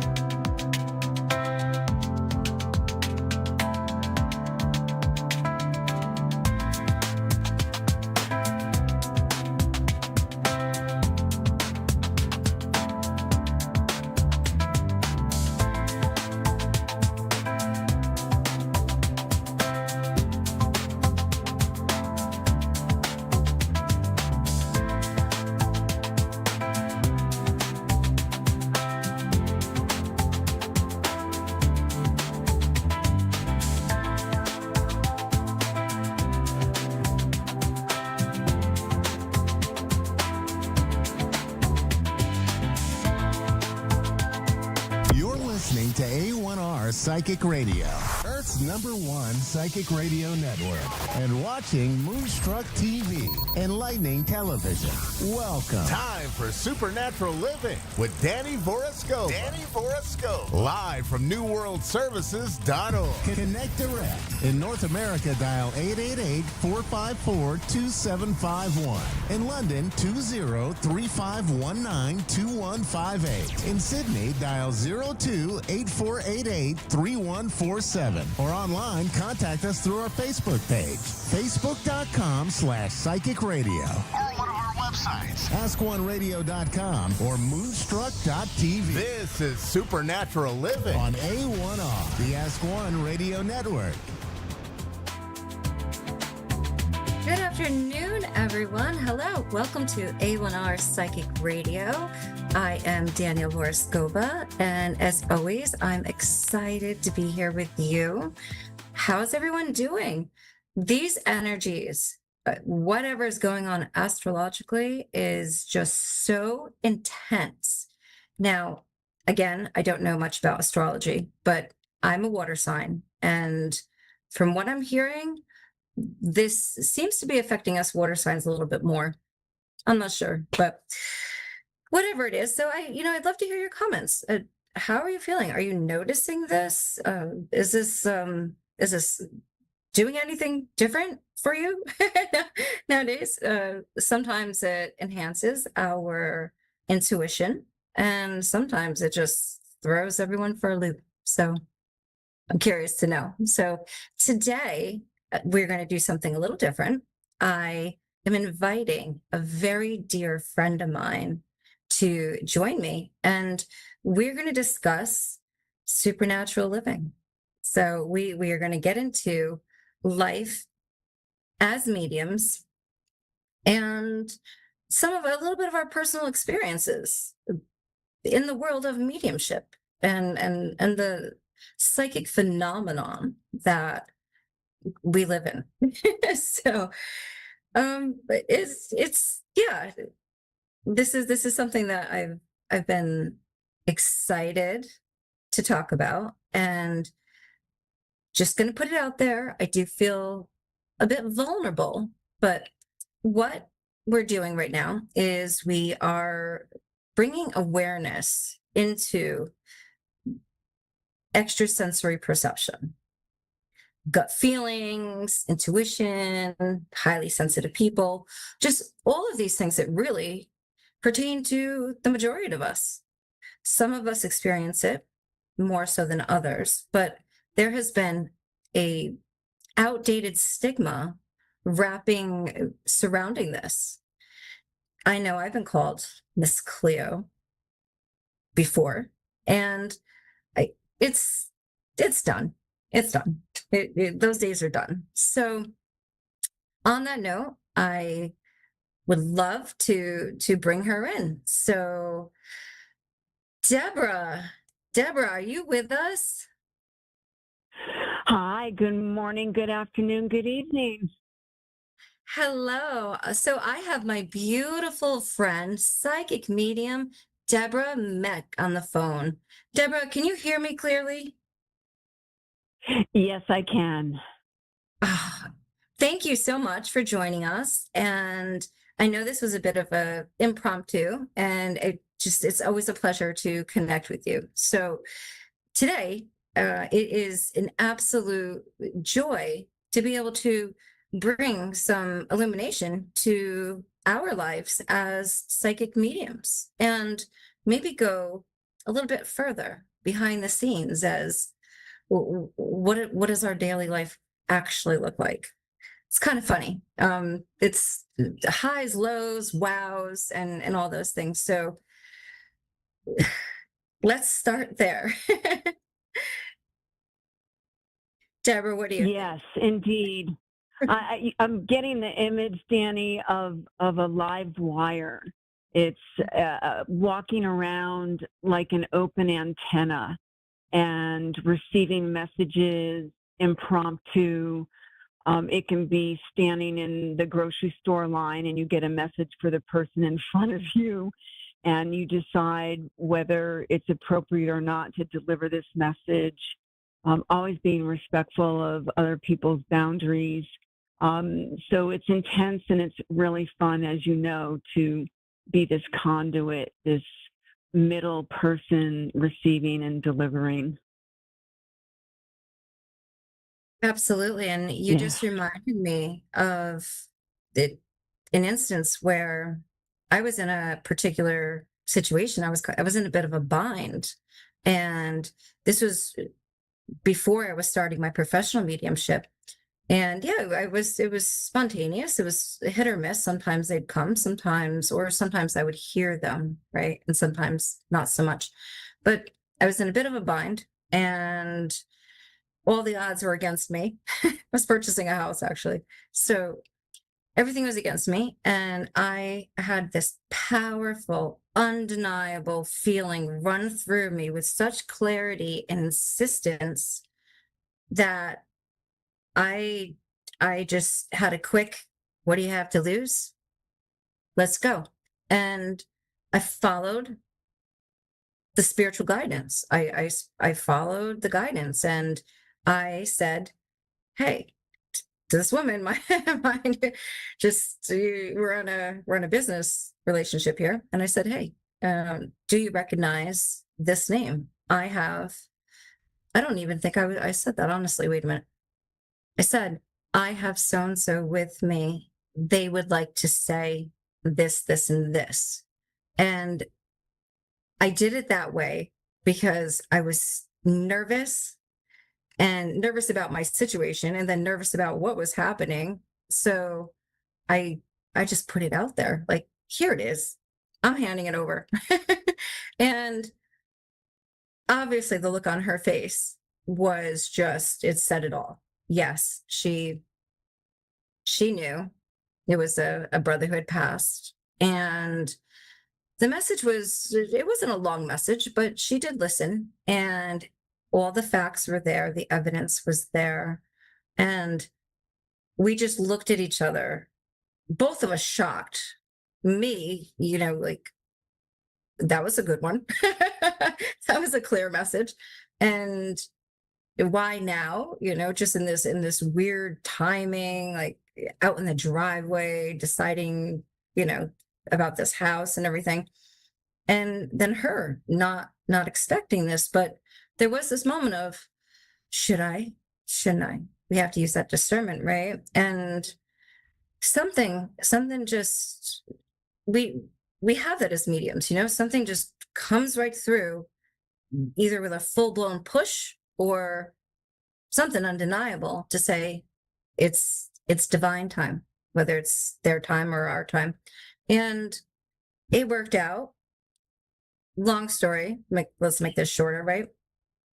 This was a deciding factor in the purchasing deal with my house. Like I said, I didn't meet all the criteria, but when I had brought that through, she had shared it with a family member, and it was just like, okay, I don't know, but okay, you got the deal. You got the deal. So the guidance that we personally get as mediums from them is so profound. It's all the time. So we know that we differentiate. We've had to work hard on differentiating imagination versus message. And now you explain it a lot better than me. Do you want to talk a little bit about our clairs and how we receive this information? Sure, absolutely. And while you were describing that fabulous story, I had this image of her guides, their guides, the family, working with your guides, going, okay, how can we create this deal? And so they give you this message to deliver to her. So it's like this beautiful square with the two different guidance teams in one corner and you and she down at the bottom corner. So I really love that story. Thank you. So with the clairs, For our listeners, that's Claire, French word meaning clear.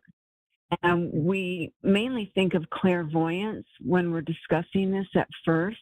And voyer is another French word meaning to see. So clairvoyance means clear seeing. And this pertains to the type of ability that someone might have. Just like in schools, we have different learning styles. Some people are visual, some people are auditory, some people are kinesthetic. So each of us with our extrasensory perceptions also have predominant styles as well. So someone with clairvoyance might get messages and images through dreams. They might meet someone for the first time and have a movie snippet flash in front of their eyes about this person's life. So it's a way of using your visual acuity, your visual sixth sense to ascertain information. And then, of course, we have clairaudience, which would be clear hearing, clear olfactory, clear smelling, clear cognizance, where you just know something, you don't know how you know it, but you just do. And then clear senses, which is the empathy, as well as when your body receives those signals as messages. Now, that's a big one. So for everyone, Deborah and I were together last night, and after our time together, Deb, I didn't get to share this with you. I left, I went out to start cooking dinner, and when I walked out into my home, it was quiet, and I started feeling this tingling in the back of my neck. And for me, that's a unusual sign that they're here, but it is like this tickle tingling. And I started feeling that, and then a little bit of popping in my ears. And then the sound like a radio is playing in the background. The sound like there is like someone left the TV on in the other room. And this has happened before, whether it sounds like even a baseball game or a party, something like that.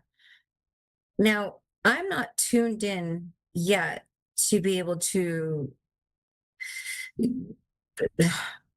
listen, I guess to make out what's being said. I'm not really sure what's happening. So I'd really like to ask you, with this clairaudience, but the clairaudience in the situation of where it sounds like something like that, what is your experience, or what is your opinion on that? That would be different than our receiving our messages and hearing sort of from that way. Yes. Yeah. And I think it's cool when it happens. I don't know. I'm sorry, say that again. Oh no, I just think it's so cool when it happens, because it's a supernatural thing that it's wild. Yes, and I love the supernatural that you're bringing to us. And let me ask you, when you felt the tingling in the back of the neck, did you have a good feeling about it, or any sense of foreboding? That's a great question. I had a good feeling. I had a giddy, excited, welcoming, I knew it. I recognized the feeling, and I said, "Oh, it's happening." It was unexpected, but I knew it when it happened. And then when I started to hear the sound coming in and getting louder, I was excited. I was really excited about it. So I don't know why it only happens to me periodically. And do you know, does it happen to mediums regularly? And is that something that would be developed where we would be able to hear a conversation, or what is that? Yes, it seems like indeed that would be a case where there was an attempt to contact you, for conversation. You did receive that contact. And what I find interesting is that it occurred for you as a radio station, and here we are on the radio. Exactly. So I'm I had to bring it up. This was a premonition. Yeah, it sounds like someone left the radio on in the other room, and I could hear just the snippets of it, enough to hear the radio announcer's voice, like is going on, but not clearly. So that for us, I know that differentiates between the clairaudience of when we're sitting down doing a session or sharing, messages directly with someone. I receive that hearing, clear hearing, differently. Not in the sense of hearing something outside of me. This sounded like it was more in the environment, like in the static, in the static, like in the air around me, if that makes sense. Yes, it definitely does. And I was picking up on that staticky feeling. And what you're describing are the various ways that someone might receive messages through clairaudience. Sometimes it can be something in the airwaves, as you said. Other times it can be your own internal voice. I've had examples where I've been given a word and then heard the pronunciation of a word. And then there have been times where I've literally had to turn around to say, who said that? And a big story about that, when I was faced with a difficult choice to continue my studies, and I knew I was going to walk out of the college admissions office without signing up to complete my teaching credentials. And I heard this voice, because inside I'm going, I can't do this. She gave me a list of things I had to complete, and it felt like this huge parchment scroll unfolded, and I'm like, I can't do this. And I knew I was going to leave and not do it, and I heard this voice behind me go, yes, we can. And I'm like, what? I turned around, and of course there's nobody there.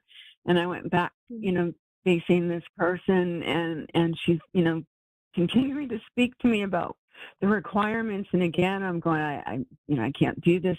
And I heard the voice again, even louder. And then I realized that it was, whether we consider it, my higher self or guidance or, spirit or God or, ascended master. I realized that it was something bigger than myself, and that it was a voice and a message to be trusted. And I didn't know how it was going to happen or what was going to happen. I just knew that I needed to move forward step by step with this project. So that's another way that we can experience it. So yes, all kinds of different ways to receive the clairauditory messages. I love it. And so let's touch upon the signs, the other signs and synchronicities that they send to us. And sometimes even when we're not listening to our physical signs, the clairs and stuff like that, we're like, no, we have to go. We just shrug it off a little bit, and maybe we're headed in the wrong way. And there's like a sign. Sometimes there's, okay, we get in the car, we want to ignore it. Literally, we drive down the road and it's on the billboard. It's on the billboard. Yeah. There's something like that. So, I mean, there's all different variations of that one. For example, I'll say like, I heard something, and then I'm rushing out, and I get to a store, and the person in front of me is like saying it out loud right in front of me. You need to go home and something to someone they're talking to. And I'm like, come on, in a good way, but it's fascinating, right? There's so many of those signs. Yeah. So, what would you want to share about those? Because that's pretty everyday, and that's pretty wild.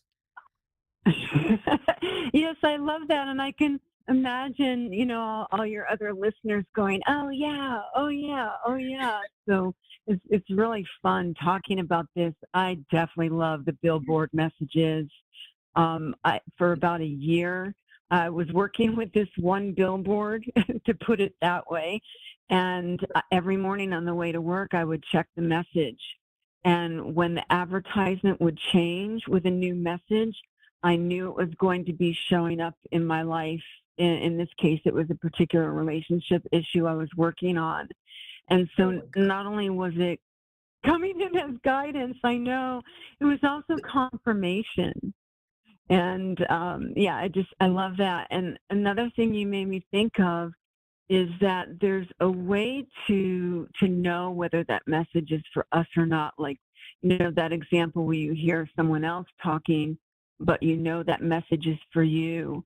There's usually, for me, an almost intangible feeling in the essence around me when that occurs. It's almost like, a dog's ears will perk up to hear a sound that we can't hear. So there's almost like an atmospheric change that gets my attention to know that this message is meant for me, almost like an echo around it. Yeah. That's a great point. That is such a great point. So this goes beyond woo-woo, which is great. I mean, I'm all about that. But this is actually, there's science-backed evidence that is now available that shows what the body is picking up. Hey, it's remote viewing. I see something over here that I had no way of seeing.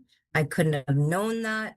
All these different things. So messages pertaining to us, and us taking that guidance, like we take the guidance, there it is, there's a result. So it's a bit of a hard phenomenon for me to explain per se, but there's definitely a knowing, and it's not just a wishful thinking. It's a definitive knowing. It reminds me of that gut feeling, because that's something that's almost everyone can relate to. So, or chills, if you get chills, about something. So yeah, our body is so much more. You talked about it in the beginning. If you had called us a satellite, a human satellite, we pick up so much, or human antenna, right?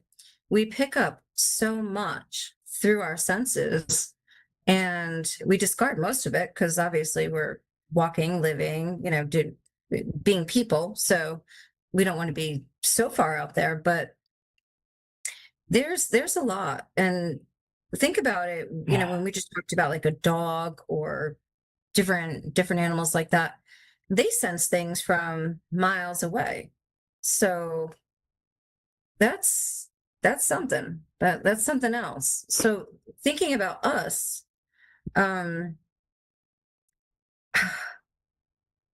we know that everyone has the ability to tap into extrasensory perception, to expand their reality as we know it.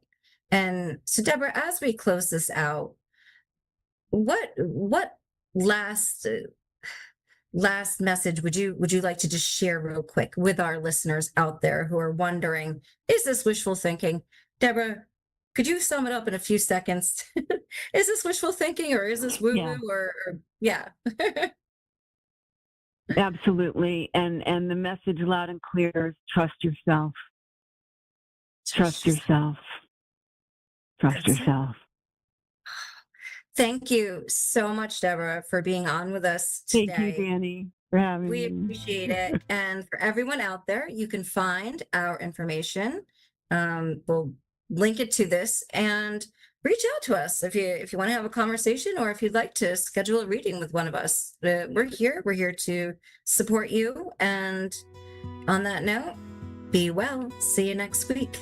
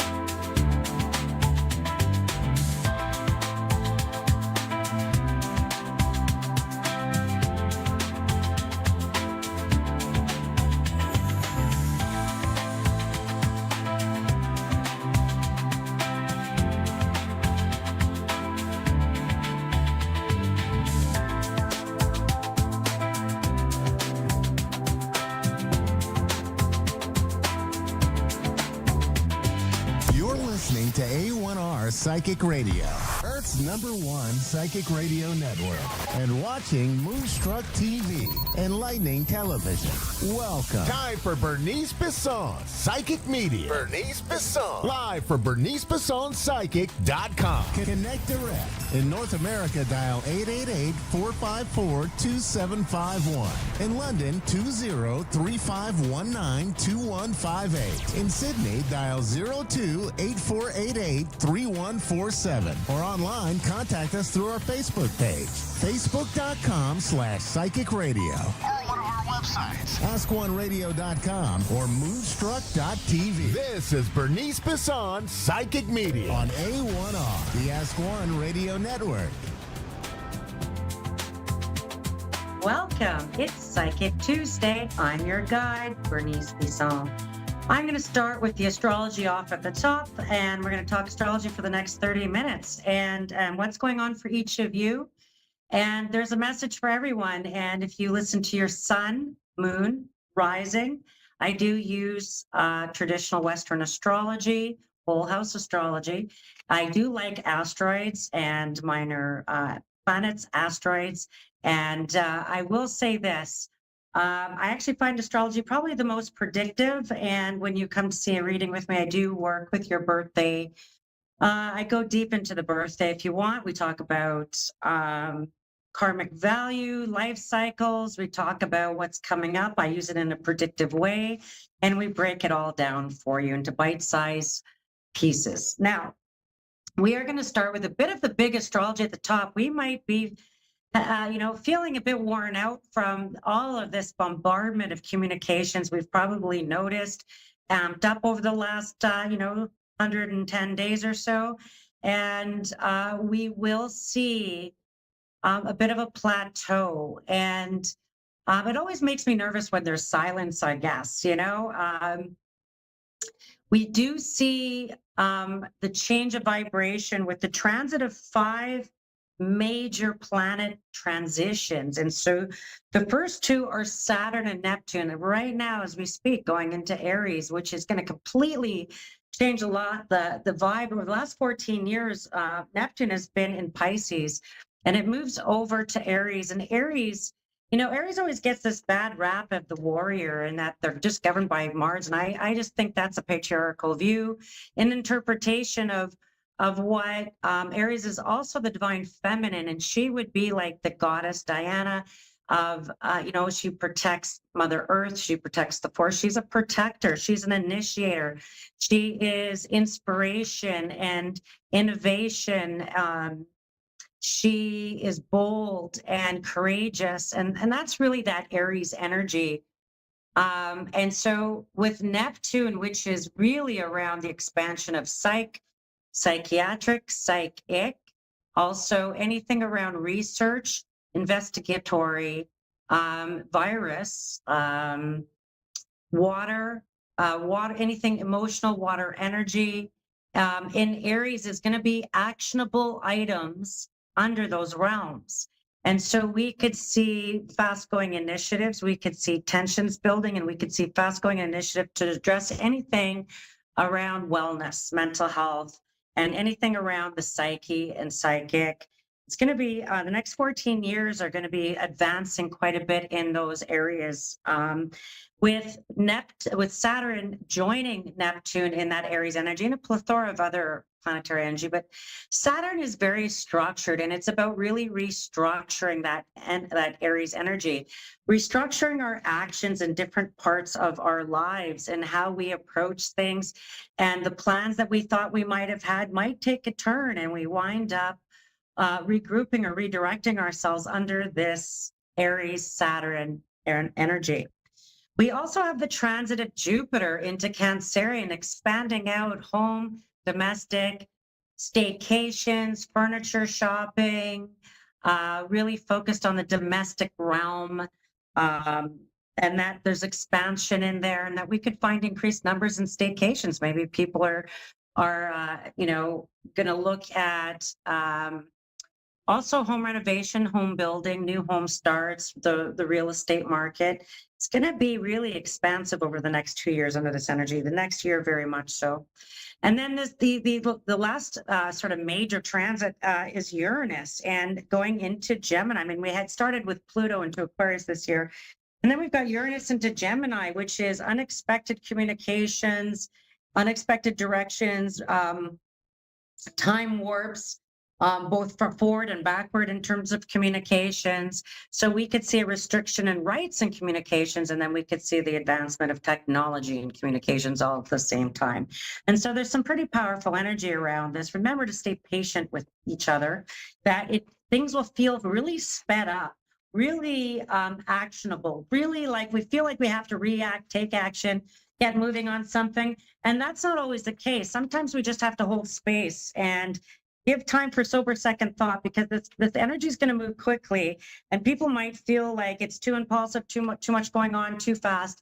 And that, each of us, it's going to rely on us to slow down, be patient, take our time, breathe. The reality is that unless you're a cardiac surgeon, you're not late for nothing.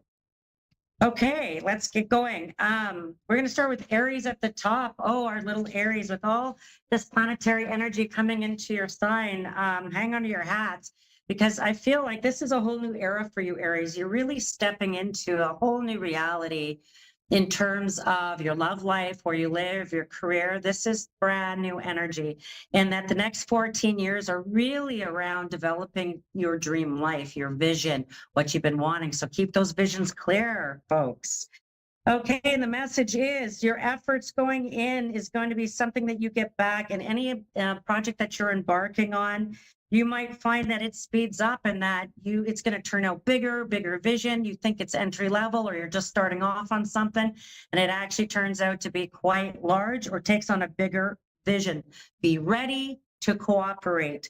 You're going to be eager. Don't let your anxiousness get you under this eagerness, and that just be ready to show up, to work with others and get done what needs to be done.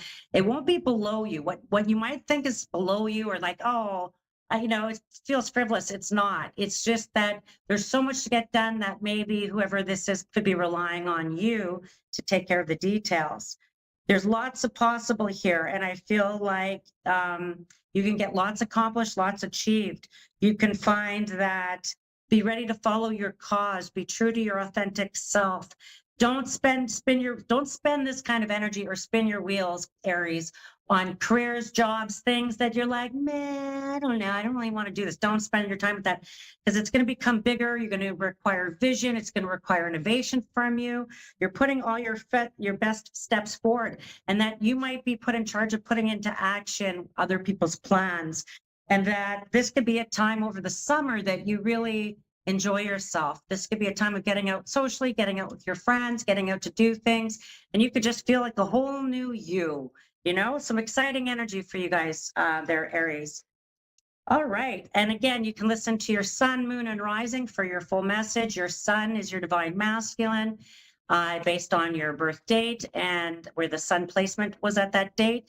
It is your work, your career, your social standing, your friends. And then if you go into your divine feminine, which is like your moon sign, which is the location to which you were born, and that is very much your divine feminine, and it's your home, your body, your emotions, your inner self.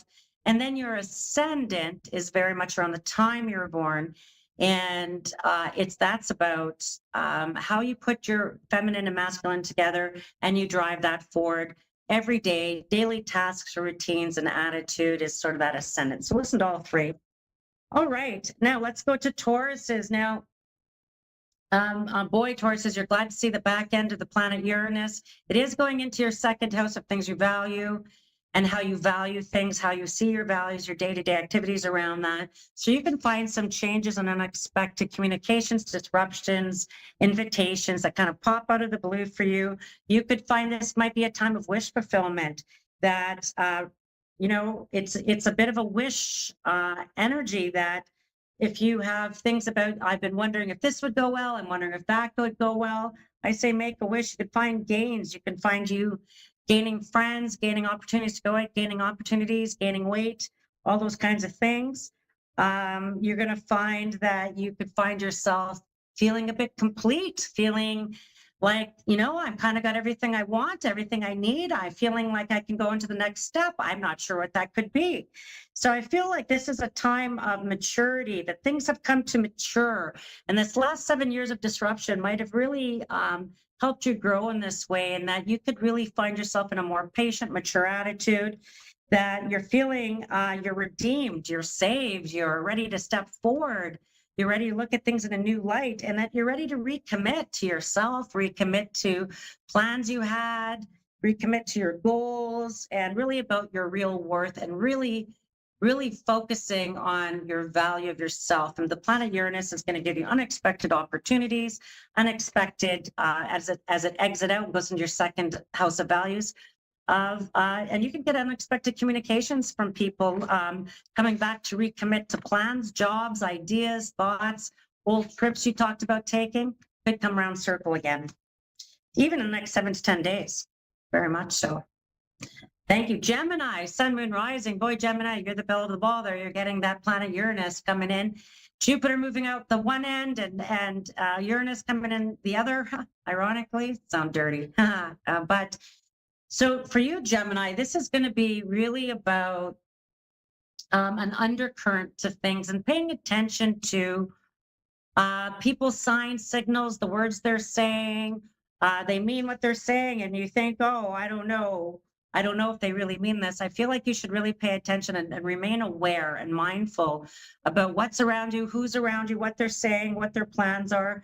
You don't want to fall into any sort of delusion around this energy, or falling into trusting, relying on someone, trusting they're going to follow through with everything, following what, saying what. If they're saying it, I don't know. I feel like you're going to have to follow up with them. I wouldn't want to see you in a lost position. I feel like this is a time where you could feel like shrinking back. You could feel like things could feel a bit depleted. Remember to say no to things that don't really move you forward, Gemini, at this time. And I feel like you could find that you just want to take time off work. You want to go play with your friends. You don't want to have to get down to all the serious tasks and details. I feel like you only have a small reprieve, and then I think things are going to really speed up for you by the end of June in terms of outing, social contacts, returning messages, getting on top of the day-to-day tasks of things. So I feel like you might get a few days of quiet reprieve and letting go, and then it's going to speed up at a rate that you've never seen before. And then that's going to carry through for the next 18 months. So hang on to your hats there, Gemini.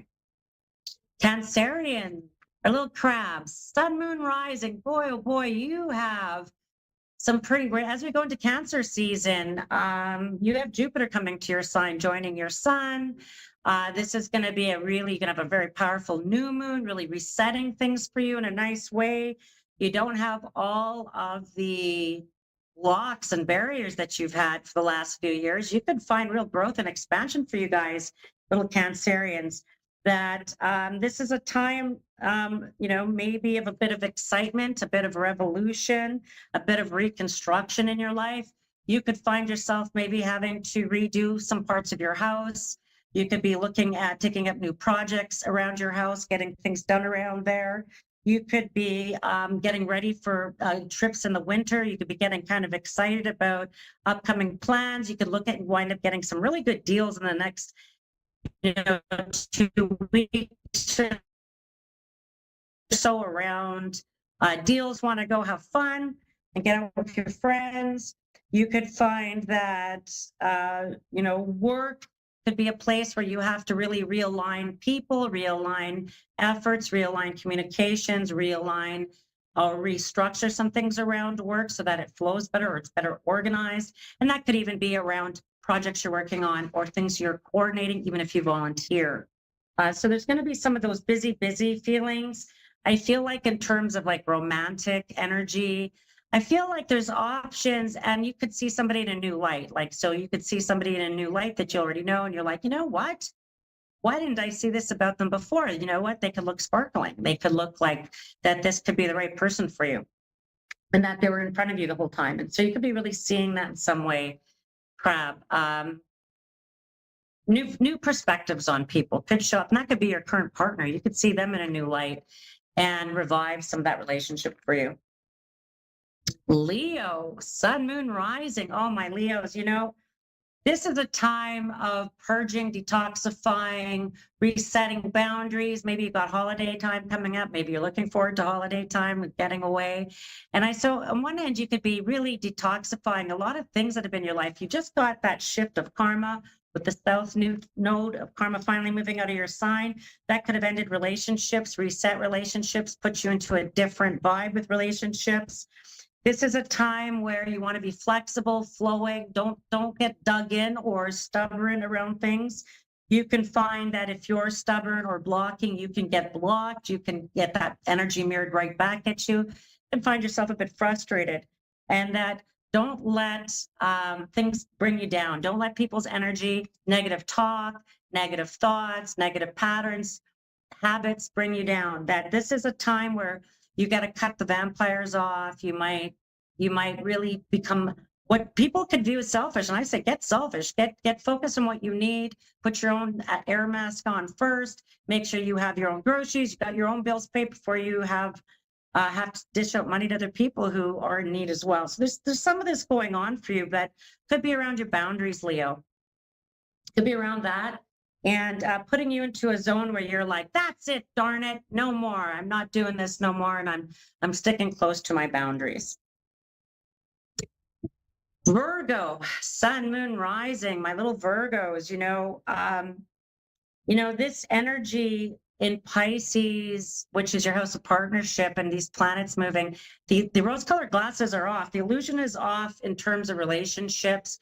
You could find yourself falling in love. You could find yourself getting committed. You can find yourself ready for commitment, ready to go back to or restructure or look at old commitments, people that have been in your life where you valued people. You can find that there is some new opportunities with work. You can find that you could have new customers, new clients, new people coming around, more interest in what you're doing. The boss could be shining on you, saying, hey, you're doing a good job. You could find this might be a time of consolidating your resources, consolidating debt, consolidating, you could be hoping somebody moves in with you, or that you've got something maybe around shared accommodations or shared resources that will benefit you in a big way, whether that be a romantic partner, a family member, or even a business partner. So some good stuff for you there. I feel like whatever you do, don't go backwards in relationships, Virgos. This is a time for you to move forward, let go of the past. And it's time for you just to grow forward and move forward in things. And you could be breaking some habits that have been bringing you down. And it might feel a bit isolating, but I feel like any risks you take here are going to pay off for you in a big way. Libra, sun, moon, rising, my little Libras. This is a time of metamorphosis for you. And especially with all this beautiful energy going into Aries, it's going to restructure your house of partnership. And in a big way, like you've never seen, you can find propositions in the air, commitments, propositions, proposals, and I feel like be willing to consider the new potential of things. And if you stay focused, you're going to be bound to, meet those goals that you've set out. You can find new openings in jobs in your current employment or new employment. You can find new openings in romantic situations. You could find that this is a time of, the old you, the old things that have served you, the old, playbook, the old patterns just don't serve you anymore. And you're ready to, if you're single, you're ready to mingle. If you're in a committed relationship, you really want to maybe take this to another level. You can make a deeper commitment there. You can find a time where you're pausing and pondering, all the potentials that are opening up to you, and that, but stay focused on what's important to you and your goal. Don't get triggered or sidetracked or detracted by other people around you and their needs. This is the time for you to really follow through with what you need. You have great energy to finally achieve something, reach something, or make the commitment you've been wanting to make, Libra. Scorpio, sun, moon, rising. Scorpios, this energy has moved, and your focus might be on your money and your health. You could be really looking at your financial health. You could be trying to pay off debt, trying to get yourself sorted there. You could also be looking at your health and routines and addressing things around some of that as well. Excuse me. My throat is dry. You can find that the efforts you put in here really pay off. You can get on a savings plan, a budget. You could be cutting expenses, getting really focused. You could be consolidating debt, really looking at how you invest or finance things. So there's some real priorities and opportunities coming for you here. That this is also a time that if you take charge of your health, you could be addressing something that's been chronic or nagging, like my dry throat or cough, sorry. Or you could be getting into new routines or habits that really serve you well. And being able to stick to it over the next 6 weeks, very much so. And really getting back to getting your routines back on track is going to be really important for you, Scorpios. And this energy is going to support you in a big way. And that feels really good. Sagittarius, sun, moon, rising, our little Sages. You know, this is a time that you could find that your partner could open up doors for you. Your companion could open up new venues, doors, opportunities, interviews, job finds. They might find a house. There's things that are going to really open up through your partner. And if you don't have a partner, it could be through a good friend. It could be through a family member. It could be through somebody you work with. And that I feel like this is a time where you're really feeling you're needing a change in work. You could be feeling you're really wanting to. Don't feel discouraged, like, oh, it feels like so big. I would just take the very first step. If you want to go back to school, take the first step and take one course, put your name, at least apply. Or if you're wanting a job change, go get a recruiter, go start seeing what's out there. Don't let the negative self-talk discourage you. I feel like don't let ignorance discourage you. I need you to research it, delve into it, get more information on to really build your confidence around some changes that I feel like could be coming around addressing your dissatisfaction. So if you're feeling dissatisfied in your job, it's going to be a time where you're going to start working towards your job change and start putting together ideas, thoughts, and opportunities, because I feel like it's going to come together for you. If you're looking at a location change, community change where you live, this is also a really good time around that. In terms of relationship, I feel like this is, I don't know that it's so much what changes a relationship. I do feel like it could be around deepening relationships, recommitting to relationships, and if you're single, really deciding what you want out of relationships, really getting clear on what relationships are meaning in your life and making room for it in your life. Because sometimes Sagittarius stay real busy and don't have the time or the space or the room to get into relationships. So something for you guys to think about, little Sagittarians. Then we've got Capricorns, sun, moon, rising. Again, you know, Caps, you've could be feeling a bit like you're in the edge of the abyss. And I'm going to say that this is a time for you, especially with Jupiter going into Cancerian, that anything you commit to in terms of your life path, your career, people, mortgages, relationships, commitments are going to serve, they're going to serve you well. And I feel like you want to lock yourself down to a couple of certain things in your life. You can leave the others to chance, but I do think you might be in the mood to really lock down a few things in your life, and that you could take pride in the work you've been doing. You can take pride in how much work you've done on yourself and how far you've come, Capricorn, because you really achieved. You might have quit some vices, really reorganize your finances. There's something that you're going to really start to see that your little bits of work and effort have really starting to pay off, and that you had foresight that was really convenient or paid off. You can find this as a time where you're feeling the affection of others. You could be feeling, friends, family, lovers really loving you up, thinking that you're great, remembering things about you, remembering what things that you might like. You can find that this is a time, if in your career or work, that you could get a certification, a designation. You can get designated at work. You can get designated in a volunteer role. But I feel like it comes with a title. And so there's some sort of title you could be getting that you could take real pride in terms of things and endeavors that are personal to you or work endeavors. Aquarian, sun, moon, rising, my little Aquarians. This is a time of resurgence, refueling, coming back to life, getting yourself back to feeling revived, getting yourself back. I mean, as we go closer into the summer, it's going to be a time where you're going to find maybe you have some off time this summer, some play time. You can get away, you can go and enjoy your summer. You might have a little trip this summer. And I feel like, travel that could be within 1,000 kilometers of your house kind of stuff, that you could really find that it really is a breath of fresh air for you. And that don't have past regrets or remorses over failed relationships or failures that are just perceived. I feel like there were learning opportunities, and that this is a time for you to really regroup about how you approach things, how you want to do things, because I feel like you're really maybe purging old heartache, old feelings about things, old emotions about things, and that you could really find yourself, particularly as we get past Leo season and into the fall, you can find yourself also in very innovative learning environments, very stimulating environments, ones where you might be excited about the plans, excited about what's coming, excited about your involvement in them, and how things can move forward very quickly in some of these realms. So you could really find that this energy is going to come to you in a big way to help you really feel good about your day-to-day stuff again. And day-to-day, I mean, like, your routes to work, if you live in an apartment complex, your neighbors, invitations with family, places, travels and places you wanted to get out and about at, could all be really quite good for you.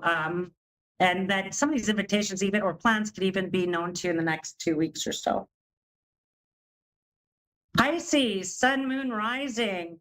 Pisces, boy, it's all good news, really. I really think that Pisces, you've paid your dues over the last 14 years. Since 2019, though, you really had a whole plethora of planets. You had a Pisces stellium, and then tailing that, Saturn coming to your life, restructuring things. These planets have now moved into what you value, your daily values, how you're valued, cash flow, like romance, that kind of stuff. And boy, oh boy, there's going to be tons of planetary activity over the next 2 to 3 years in that area. Your second house, which is Aries, that's going to really light up your love life, your social life, your friends, getting back to yourself. You could find that this is a time where you increase your prices, increase your value, increase your position, increase your reputation, that you could be finding yourself really wanting to get out and about again and wanting to reconnect with people in your world. And again, you can listen to all 3 signs for your full message.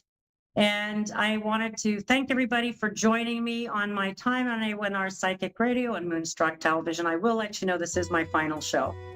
And with big hearts and big love, I am moving on to my painting project, and I would like you to visit my website at the Inspirational Women Company, www.inspirationalwomencompany, and you can see my new project I'm endeavoring on. You can nominate a woman in your world you'd like to be honored in this project. And so I'm going to be sort of stepping back from this kind of content. I still read full-time from my shop in Winnipeg, but I am embarking on this new endeavor at the Inspirational Women Company, and I invite you to join me there and drop me an email. Thank you so much. I send you love and light. Take care.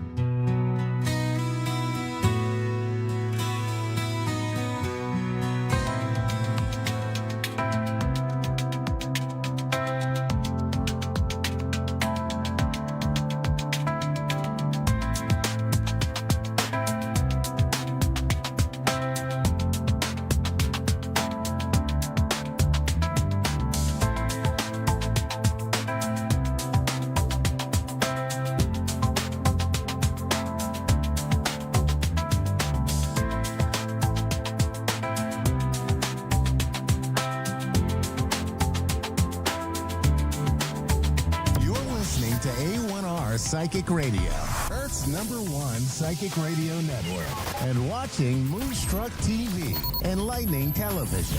Welcome. Time for Infinite Soul Connections with Shelley Devine. The Hummingbird Media. Live from InfiniteSoulReadings.com. Connect direct. In North America, dial 888-454-2751. In London, 20-3519-2158. In Sydney, dial 02-8488-3147. Or online, contact us through our Facebook page, facebook.com/psychic radio. Or one of our websites, askoneradio.com or moonstruck.tv. This is Infinite Soul Connect on A1R, the Ask One Radio Network. Hello, everybody. Shelley Devine from Infinite Soul Connections. Oh, I'm so excited to be here. I hope everybody had an amazing and wonderful Mother's Day. I am going to be taking a caller today, which I'm excited about. And I want to just mention that animal medicine that is here. Usually I say animal energy, but this is animal medicine, and it is the grouse. And the grouse it symbolizes the sacred spiral. It leads us on to reach everlasting heights where we can live as one. And the cool part about that, when I pulled that card, is I had already planned on reading something to you out of my book, Artful Affirmations, and it's about the spiral. So while I wait for my caller, I'm going to read this to you. Connection. Feeling connected is vital to happy, healthy mind, body, and spirit. I'm talking about connection to the universe, to divine source, Mother Earth, and to spirit. Family, friends, all your pets, all greatly benefit to connect to you and your soul. From true connection comes a strong sense of inner peace, a true happiness, a feeling at one with everyone, and unconditional love for all things. And I am so ready for my caller. Who do I have today?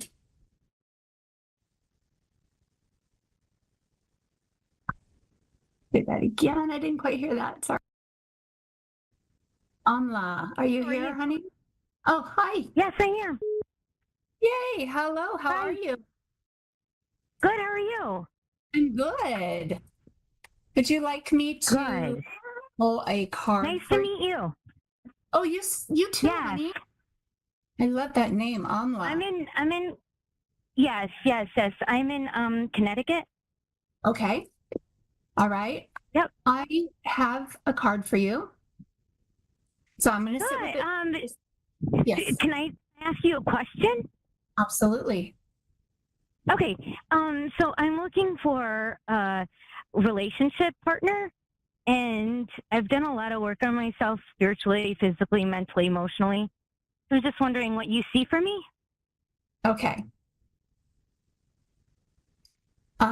Okay. So let me see what comes through. I actually, all right. I am seeing this great, big, huge love, this spacious, expanded love that comes from you, but is also around you. Okay. Okay. Okay.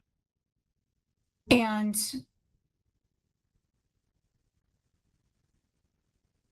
I do feel, yes, I can feel that you have been working, and I can feel that you're ready for this connection. And like I was saying right before the call, I'm talking about connection today and the spiral of life and how it connects us all. Now look at the card now. Okay, so I pulled this card, and I'm just going to show it to you real quick.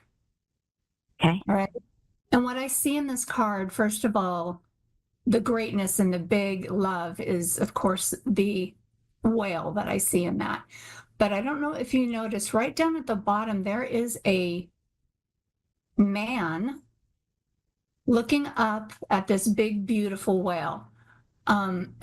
It feels like a lot of admiration for not just surface admiration, but like an admiration for how you are and who you are deep down inside. Yeah. This person is going to see your expansion and your growth and your huge, I just keep getting the word huge, heart and love. Oh, beautiful. Yeah, yeah. Now this person and this card looks very small compared to the well. That doesn't mean that this person isn't big and expanded as also. It's just a symbol of looking at your amazingness. I don't know. What's the easiest way to explain it. And there are a lot of birds in this card, and the birds to me are saying freedom. So you are going to feel the freedom, even when you are with this amazing soulmate, this amazing person who admires you and for everything you've done inside. That's important, right? You want somebody who can understand inside who you truly, truly are. And yes, there's going to be freedom around it. Like it's not, no confinement, no holding you down, no holding either one of you down. That's awesome. Yeah, I feel like you're going to grow together. You're going to expand even more together. And there's something with this freedom, there's something with travel. Okay, that makes sense to me. That makes sense to me. Okay, good. Do you feel or sense when this might be happening?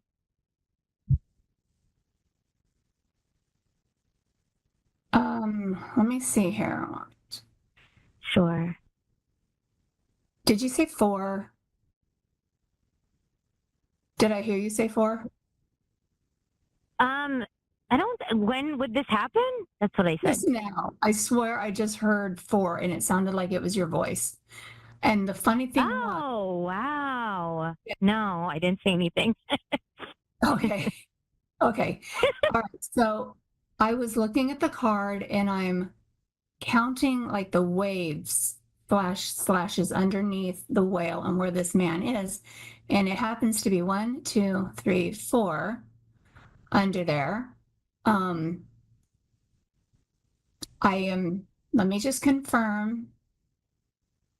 Yeah, somewhere the number 4 is significant. Okay. So now is it the 4th of something, or is it 4 months, or is it, I'm asking here. I think it's a date. I think it's a date with a 4 in it. I'm sorry, I can't seem to get clearer than that. But it doesn't feel... so there is the 4th of July. That makes sense to me. So. Okay. But who knows? But yeah, okay, months. I'll go with it. Yes. So, but just maybe even something so significant with the number 4 with this person. Like you see this guy tomorrow and he's wearing a shirt with a big old 4 on it. I mean, just something. 4 is important. Just remember that. Okay. And 444 is a very special angel number. Means the angels are with you and are around you. And that just came into my head. And let me see what else they want me to give to you. You have, I want to say, your heart sings. You have a lot to say, and I'm being told that you need to sing it out in whatever, however you take that. Yes. Sing. Yeah, I actually have written, you're right. I mean, I've written books and I'm a speaker, so that makes sense to me. Yeah, okay. So that is your singing out. That is your voice. That is your throat chakra. Another reason why that came to me is because the humpback whale is the singer. And that's what this humpback whale in here is. And that represents the singing and the voice and the speaking in your case. Man, there's such a beautiful light around you, and there's the look and feel that you have on you is peaceful. Like it feels really, really peaceful. Aw, thank you. And yeah, I know that you're asking about when am I going to find this? Am I going to find, but you know what? You are so peaceful right now. So I want you to hold on to that. If and when anything changes, that might feel a little, uh-oh, hold on to your peacefulness. Okay. Yes, that makes sense to me. Yeah. That's a hard thing. I feel like there's a book out there, Wherever You Go, There You Are. Yeah. And that's what I like, the meditation and the spiritual journey that I've been on. It's like, always remember that. It's so beautiful just to remember that it's so powerful. It's simple, but yet it's so necessary. Absolutely. And we all have songs in us, and we all have songs from our ancestors. And I just mentioned that because it's a very important thing for me. I'm a song keeper as well. And, we all have our songs and our stories from our ancestors we may not be aware of, but they're in there. Yes. So, the guides are telling me to maybe look into that a little. Maybe if you do know stories of your ancestors, start bringing that out. Absolutely. Right? Actually, because of the spirituality piece of it, like I channel a lot. So I try to get as much as I can as far as like writing it out or voice recording it. Because there's some very powerful, I don't know, stories or whatever you want to call it. Yeah. And you see yourself in another life, and you see yourself, in so many different ways, because we've all had so many lives, right? So I believe that I know, because I'm being told that you have seen yourself in other lives. And that's a really good way to connect with your ancestors. Okay? Do the meditation. Say, take me way, way back. I want to meet my ancestors, and just see what comes up. See what you get. Okay. And all you have to do is call for them, like, if you don't have the answer, like, I think it's that faith piece too. It's not necessarily religious. It's just more like there is a higher power out there, and really just calling out when you're scared, you're in your fear land. Call out on your angels, and I do that more and more because I haven't had a very smooth life. I don't think anyone has, but mine's more treacherous. I'm losing my vision, so it's gradual vision loss, not completely blind yet, but that's been my journey. And so it's 1 minute I could see the color green, and now my colors are all faded out. So it's just a matter of going within and being courageous from within and saying, you know what, I might not be able to see in my journey outside, but I see myself. I love you. You're doing my job right now, because those are all the things that I love to say, and you're very true. They're very true. And thank you so much for calling in and talking with me and letting me read for you. And thank you so much. God bless you. God bless you. Thank you. God bless everybody. I love you all. Check out my infinitesoulreadings.com if you want a personal mediumship or psychic reading or channeling from me. All right? Find me. I'll be there for you. Love you. Bye-bye.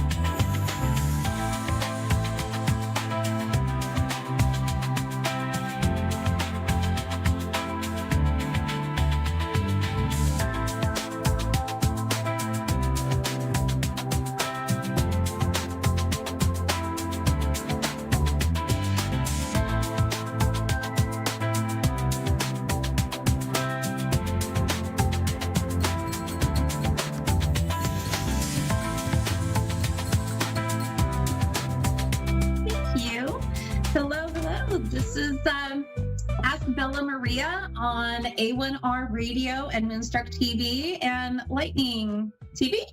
I think that's what it is. Correct. This is my second show, so I'm still getting used to everything, but I'm loving it. I'm so excited. We had a lot of views and great response from people, and I love hearing from everyone. So keep that going and ask questions. I have a couple of things that people are already asking me about with superstitions like curses, family curses, things like that, fun stuff, right? Family curses, is that really fun? But no, it's fun for me because I love researching. So what I want to do is I want to ask you to contact me and go to askbellamaria.com. If you want to go ahead and sign up for a session or just ask a question of something that you want me to talk about, then I'm here for you. I'm actually going to be doing a special just for A1R customers only, and it is actually going to be a Transform Your Life session. So it's actually going to be, thank you so much. I'm being told that I'm great and everything is good. Okay, so we will be talking to Shauna soon. I wanted to share that I have a session. It's a 20-minute session for special, $29.99. And I'm welcoming all A1R psychic customers. This will be a tailored just for you, and I will basically guide you through your journey of life and love fulfillment, and I will be bringing you some clarity. So that's what we will be doing. So could I get that name one more time, please? Thank you. All right, so Shauna from Lexington, is that correct? Do it. All right, okay, perfect. So thank you so much for being here. Hello? Hello? Can you hear me? Yeah, I can hear you. Okay, so could we start off with your birth date? You don't have to tell me your whole birth date. You could just tell me your birthday, first month and date. April 20th, 1981. Okay, you can tell me the whole thing. Thank you so much. I appreciate that. All right, so Shauna, I'm going to go ahead and just kind of put a little protection on us. So God, Jesus, Archangel Michael, love, light, and peace. Message from the light, show truth and clarity to those who seek the truest path. All right, take a deep breath. All right, okay, so what is your detailed question? I really just need clarity of my situation and advice. Okay, so what is your detailed question? What is it that you need clarity in? Is it love? Is it life? Is it work, career? What would that be? Yeah, a little bit of all of it for real. I ain't kidding. I'm struggling so bad. Okay. All right. Well, life. Let's start off with work. What do you need to know about work? Are you working right now? Would you like to work? What is it that you are struggling with, so that I can help you and guide you? I can't. I'm wanting to. My car got vandalized, so I've not been able to work. Okay. All right. So you want to find something that you're just trying to see if you're going to be able to work and get back to work? Yeah, so I'm going to be able to get back up on my feet, basically, yeah. Okay. All right. Well, I'm seeing a couple of things. And what I'm looking at, I'm so sorry. What I'm looking at is my pendulum board. I have my pendulum here, and so I would love to have it where I could have you see it, but that's just not working out for me right now. What I would like to do is I'm seeing 2 to 3. So I want to say you're going to have, and when I see 2 to 3, it doesn't mean the second or third month. It means that from now, it'll be going into 2.5 months. Where you'll actually start seeing things getting better for you. I'm seeing that you might come in with some money. You might have something either from the, you know what, I don't want to give numbers on because sometimes legally I just can't. So we were thinking about, so this is the second, so we're going to be going into the 4th or 5th month. So it'll be April, May. So April to May, you'll start seeing that. And that's where you're going to have some sum of money that's going to be coming in, and you'll find yourself being able to kind of recoup from the time that you were dealing with. And, maybe you'll be able to get, back on your feet, getting your car back. But in the meantime, there will be something that you can do from home. And have you considered that? I've thought about it. Okay. And so I know there's a lot of things where you're going to have to, pay to start doing that. That's not what I'm talking about. This is like, if you were to look into kind of going in with, I want to say, like, insurance. I don't know what you do, but maybe the insurance is coming from the car.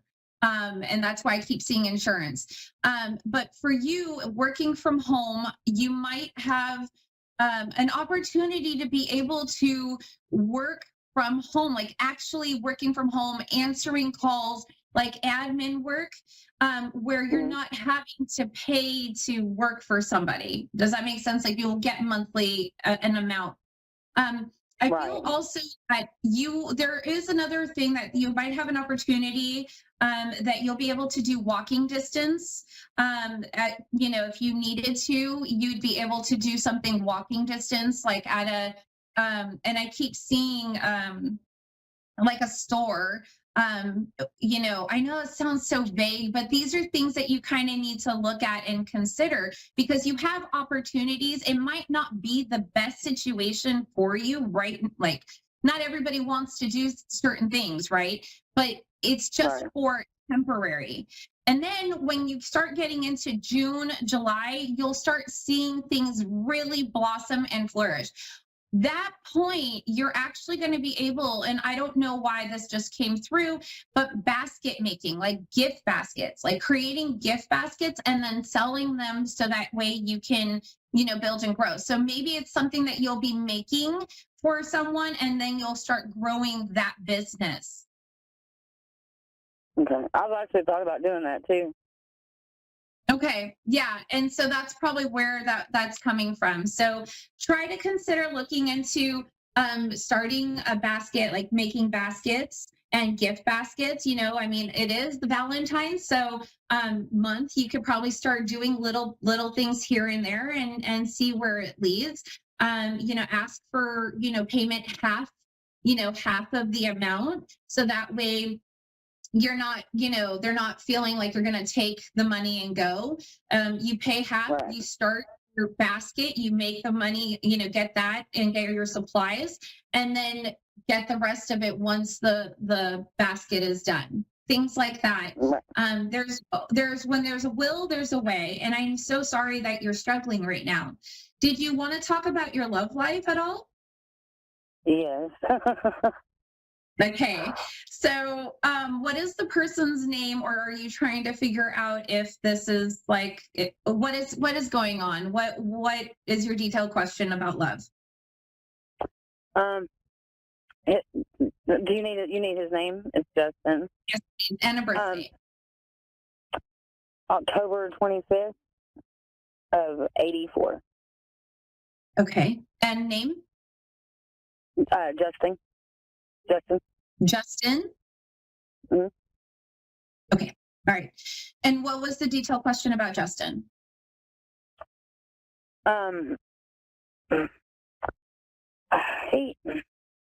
Is he ever going to be able to like show like his I don't know if the word I'm looking for is his emotion, but like, it's hard for me to describe. I know what I'm trying to say, but I'm struggling with it. So let me. He doesn't really show affection a lot. Are you trying to figure out if he's going to show more affection to you?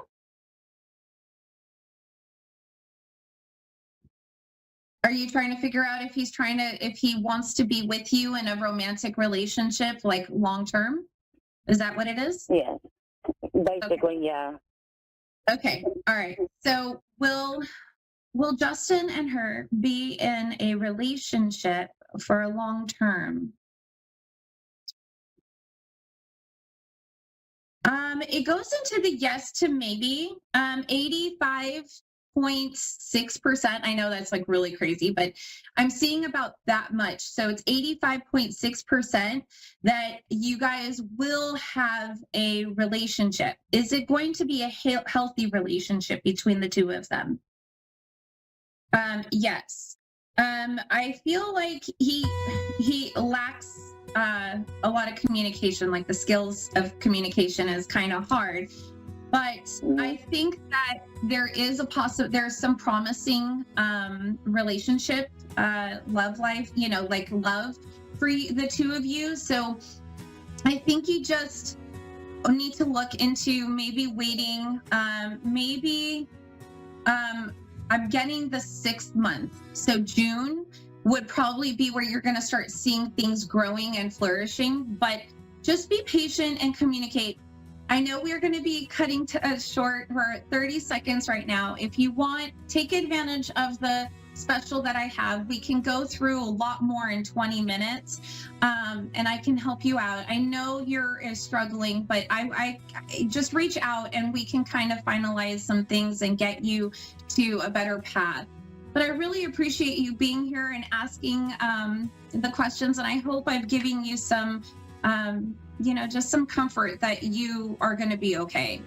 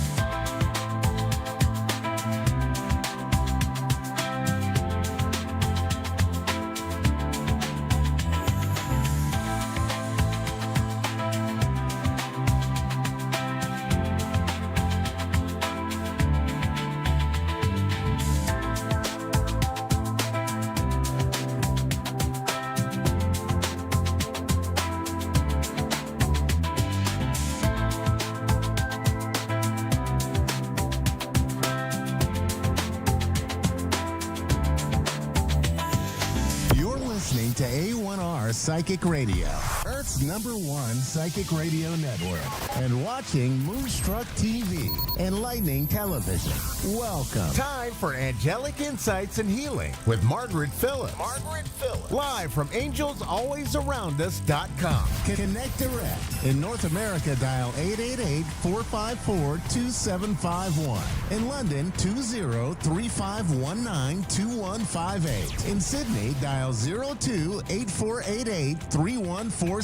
Or online, contact us through our Facebook page, facebook.com/psychic radio. Or one of our websites, askoneradio.com or moonstruck.tv. This is Angelic Insights and Healing on A1R, the Ask One Radio Network. Hi, everybody. Happy Tuesday. I hope you all are having a wonderful day today. I hope you had an awesome week. For those of you who may not know, I am Margaret Phillips. I am a psychic medium, a life coach, a hypnotherapist, a Reiki master, a shamanic energy healer, an angelic energy healer, and a pranic energy healer. So I got lots of tools to help you overcome what might be tripping you up a little bit here. It is my purpose to help people kind of reset themselves and transform and be the happy person the universe wanted you to be. We got lots of different ways to do that. Again, I list a whole bunch of services. I do readings, I do life coaching, do different things. Every Tuesday at 4:30, you will find me here on A1R Psychic Radio's Facebook page at 4:30 doing my Angelic Insights and Healing show. This month, on just a couple of weeks, I can't believe we're in June already. It seems like it was just winter. On June 7th at 10 a.m., I will be doing my healing circle at Valley Green Inn. We will meet up by the Wissahickon Park System. That's 10 a.m. on June 7th. On June 21st, we have a fantastic mini retreat for you guys.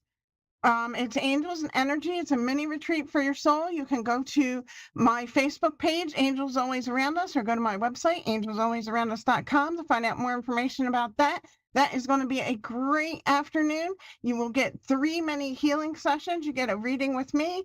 You get either a reading or an NLP session with Lena Chiro, and you get a pranic healing energy session with Pat Gaffney. In addition to 3 workshops for that, we will be having the Twin Hearts meditation. Lena will be teaching us EFT for people and animals, and I will be leading a guided meditation on meeting your healing angel at this time. So that's a full day of stuff. We're going to have snacks. We're going to have some socializing. It's going to be awesome. Again, that is Saturday, June 21st from 2:30 in the afternoon till 7:00 p.m. That's Angels and Energy.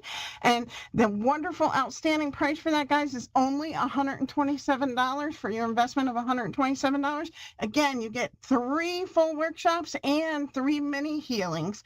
So really, really awesome service. Really great discount. Usually services with Lena and I are about $120 an hour. So you're getting a few hours with us doing different things for only $127. It's a great deal. Also, we have on June 28th, Allison Sahu will be teaching the basic pranic healing class at Awaken Center in Plymouth Meeting Mall. If you want more information on that, check out my website. And we have Joni in Austin. How are you today, Joni? I'm great, thank you. How can I help you today? I guess. A reading. You're okay. Were you looking to connect with somebody on the other side, or did you just want a card reading to see what the angels want you to know? I would say card reading, angels. Okay. Let's take a look. Let me shuffle some cards here, connect with the angels, and see what they want you to know.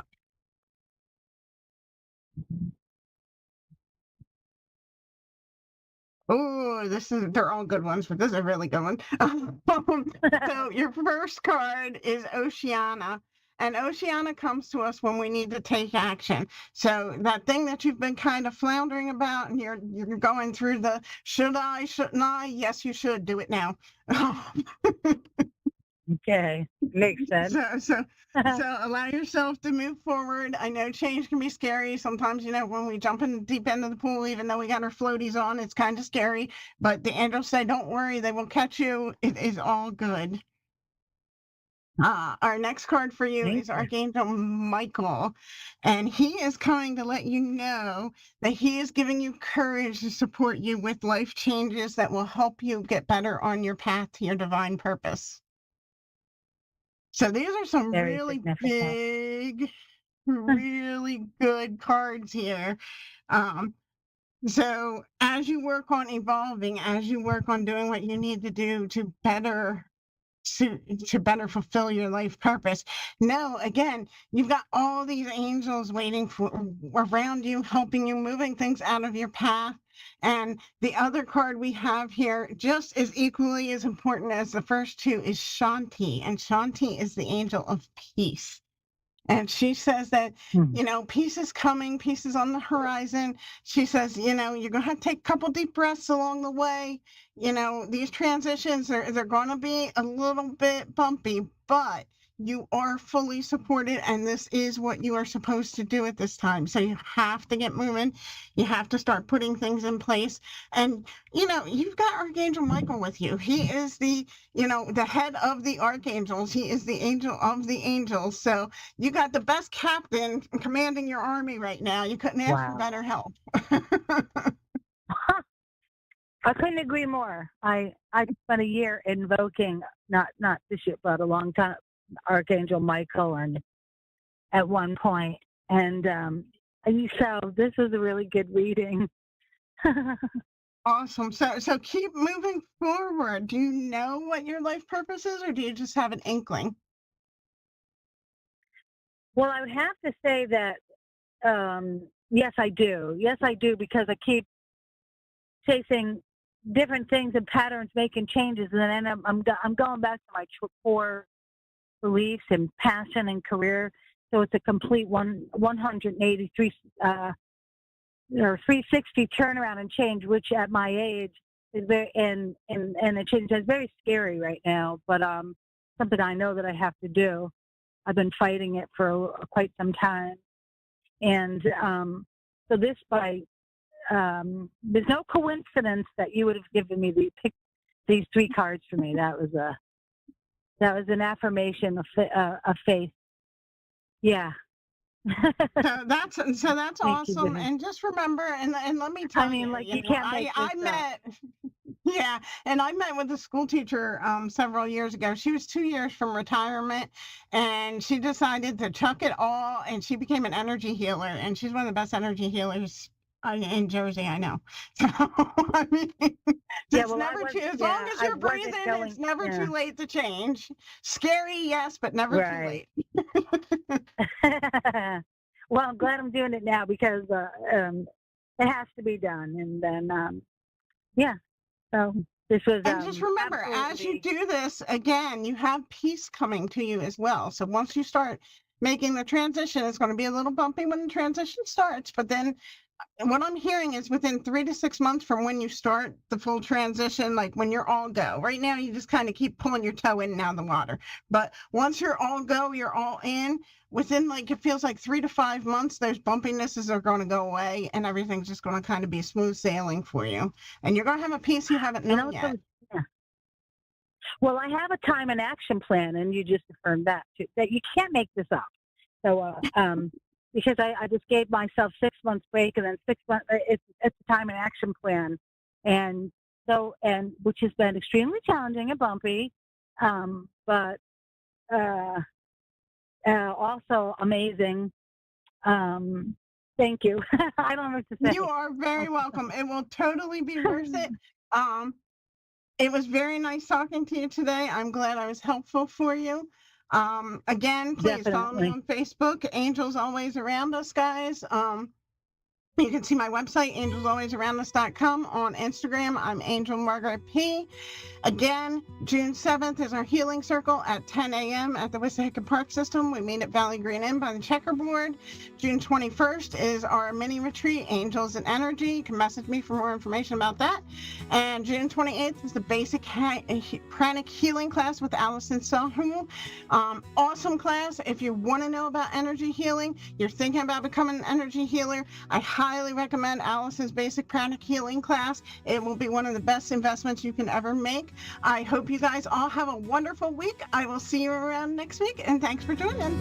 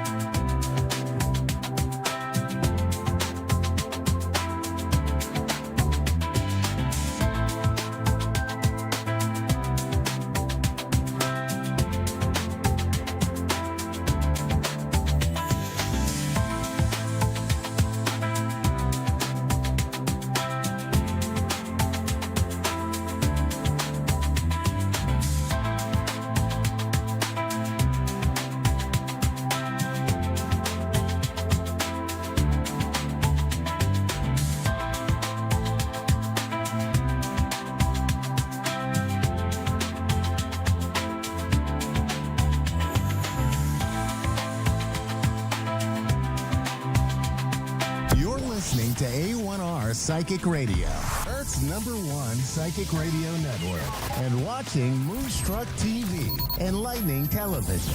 Welcome. Time for Good Vibrations with Lady Phyllis. Lady Phyllis. Live from LadyPhyllis.com. Connect direct. In North America, dial 888-454-2751. In London, 20-3519-2158. In Sydney, dial 02-8488-3147.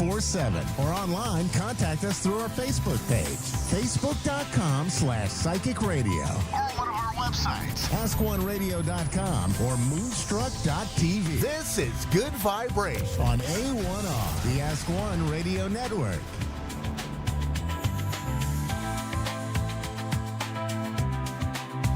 Thanks a lot. Hi, welcome to my show, Good Vibrations. And I'm hoping you're having a week filled with good vibrations. So today I have something.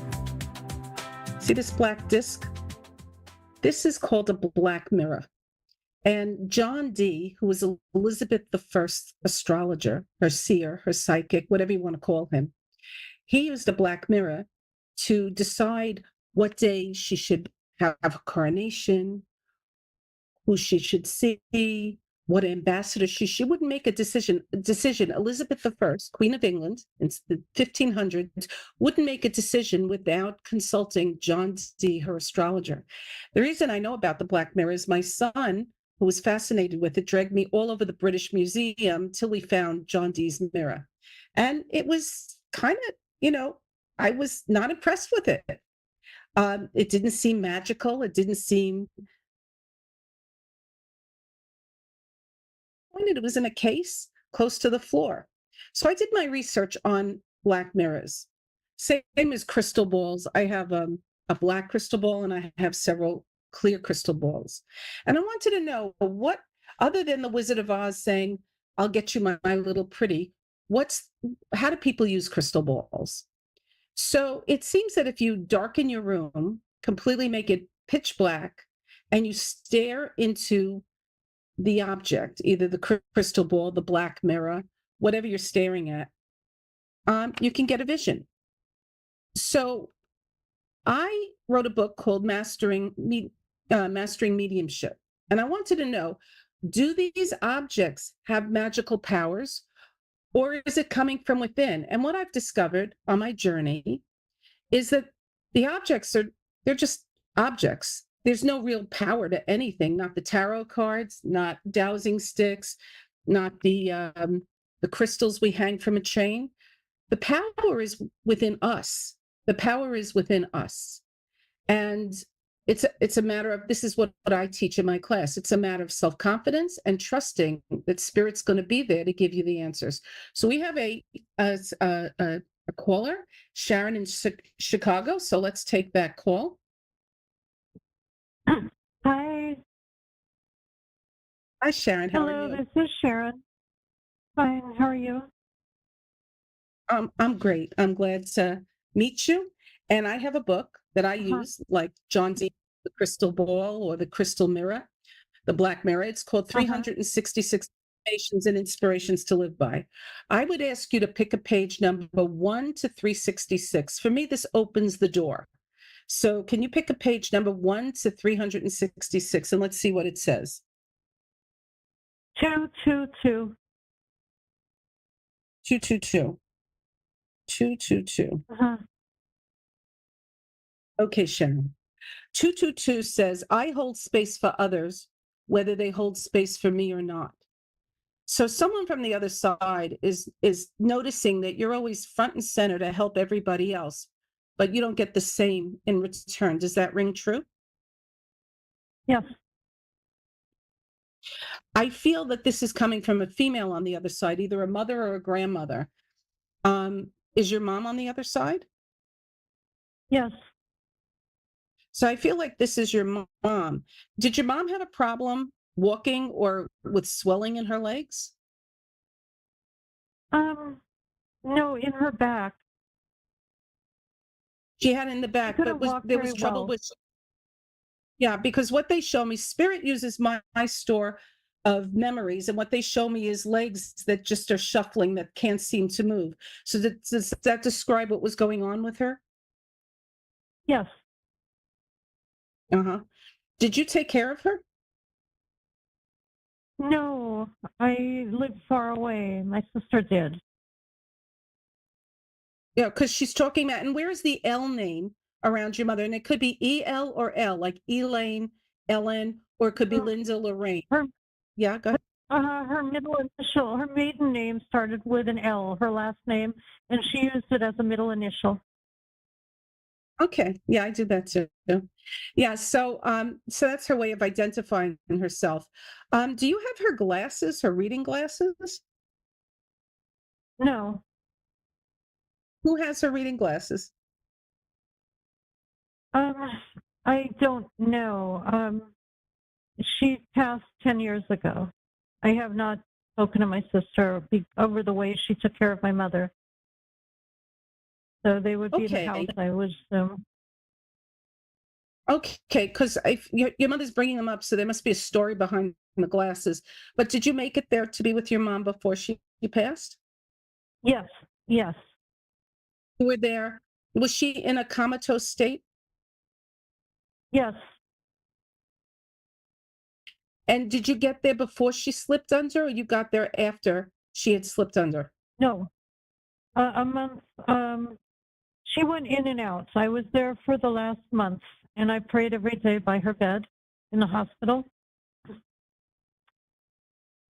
Because what she's saying is that there was nothing left. I feel like when she finally slips in, into her final comatose state, that maybe you felt things weren't said between you, but she's saying everything was said. Like, in other words, she knew that she had expressed whatever you needed to be said between you. She had expressed that. Does that ring true? Yes. Is there a fight between you and your sister? Yes. Okay, that's what she's talking about. Did this fight start at when your mother was dying? Yes.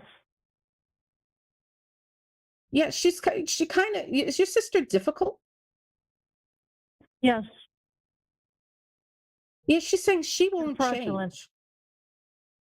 Say it again, Sharon. And she's doing fraudulent things with my mother before she died, and with a will and the property, all the stuff that upset my mother at the end. She wanted it equal, and my sister took everything. Yeah, I'm feeling like you're not going to get closure with your sister. Like, she is who she is, not going to change. But your mother doesn't want your sister's actions to color your life. Do you understand what I mean? She doesn't want what your sister did to make you hurt or angry. I think yes, your sister did things without your mom's permission. I'm not feeling like your mother told her to do these things, or she couldn't even stop her when she started. Does that make sense? Yes. So she says, don't hold on to it. It's just stuff. Yes. And she loves you. It sounds trite, but she feels that you got the better deal than the sister. Does that make sense? Yeah. Almost as though you're in a better position than she is? Yeah. She may have the material stuff that was your mom's, but your mom says you have the real stuff. Does that make sense to you? Yeah. Okay. And I think when she's saying you hold space for others, whether they hold space for you or not, she's talking directly about your sister. I don't know. Could I ask about a cat? My mother was very much into cats. Mm-hmm. And you had a cat that a cat. No, I have a cat that's missing, and I'm very worried about him. Has he left before? Has he done this before? No. Do you live in a home or an apartment? Apartments. He is missing from a motel. I was in the city where my mother passed, visiting other friends, not my sister, and he got out. And I want to make sure he will be found. He's listed on all the web pages, the towns, and flyers, and an organization. Did he have like a balding spot on part of his head? Not that I know of now, maybe after he was lost, you know. I don't think he's going to come back. Okay. I don't think, because had you lived in a house, I would feel like he'd come back, but he's showing me an apartment and it's almost as though it's one of many doors and he left and he can't find his way back. This was not his regular home? No. We were there for a week before. He had come back the night before when I left. He's around there, and I heard a meow, and there were other things around there and stuff. But some of the residents in the hotel heard him, and we have flyers up in the area. Mm-hmm. And I want to know. I believe he was found by somebody. I'm a psychic myself, but I wanted to make sure that somebody connects him with the cat on the flyer and that they will contact me. And my mother and I was trying to connect with her somehow in spirit because my mother took in all the stray cats and all the ferals, and I'm very, very worried. What I did see was an older woman who takes in strays, and I feel like somebody is taking him, somebody who takes in strays. So I don't know if I was getting your mom or somebody else, but I'm seeing like an older person who's feeding local strays. Okay. And I confusion around the cat. Like I feel confusion, like he doesn't know how to get back. Mm-hmm. As long as she sees the flyers plastered all over the neighborhood, he's a famous cat, and the police know of him too. In this community that I was visiting, it's a very close-knit community, and there were like 3 web pages, and people stick together with their animals. And I don't know, if she's online, but she would also see a flyer driving in and out of all the streets and posters, and I just want to make sure that she'll contact me, that she realizes I've had a few leads already, but they weren't him. Can I ask if there's a major highway or a big intersection in front of this hotel? Like, is there a very huge street? A freeway, and on the other side there's a big street. Yeah, like I feel like it's the cat's on the other side of the freeway, and is having difficulty getting home. Okay. All right. You may get lucky. You may get lucky that someone's going to identify the cat and let you know. Does the cat have a collar with its name on it? No, he took it off.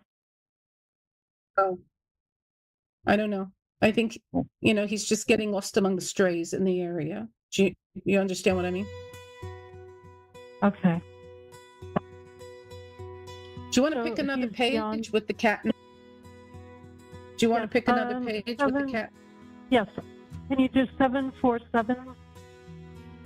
Well, 740, it goes only up to 366. Oh, I'm sorry. Can we make it 777? Oh no, it only goes up. That's my 347. 347. Okay, let's see what 347 has to say. Okay. 347. I will balance my chakras so I'm running optimally. I think your mom wants you to concentrate on you, to relax, and if you balance your chakras, maybe you're going to be able to get a message. Do you understand? Yes. That this has you kind of disjointed because you're worried and you're scared. So try to balance your chakras and maybe you'll get a clear message.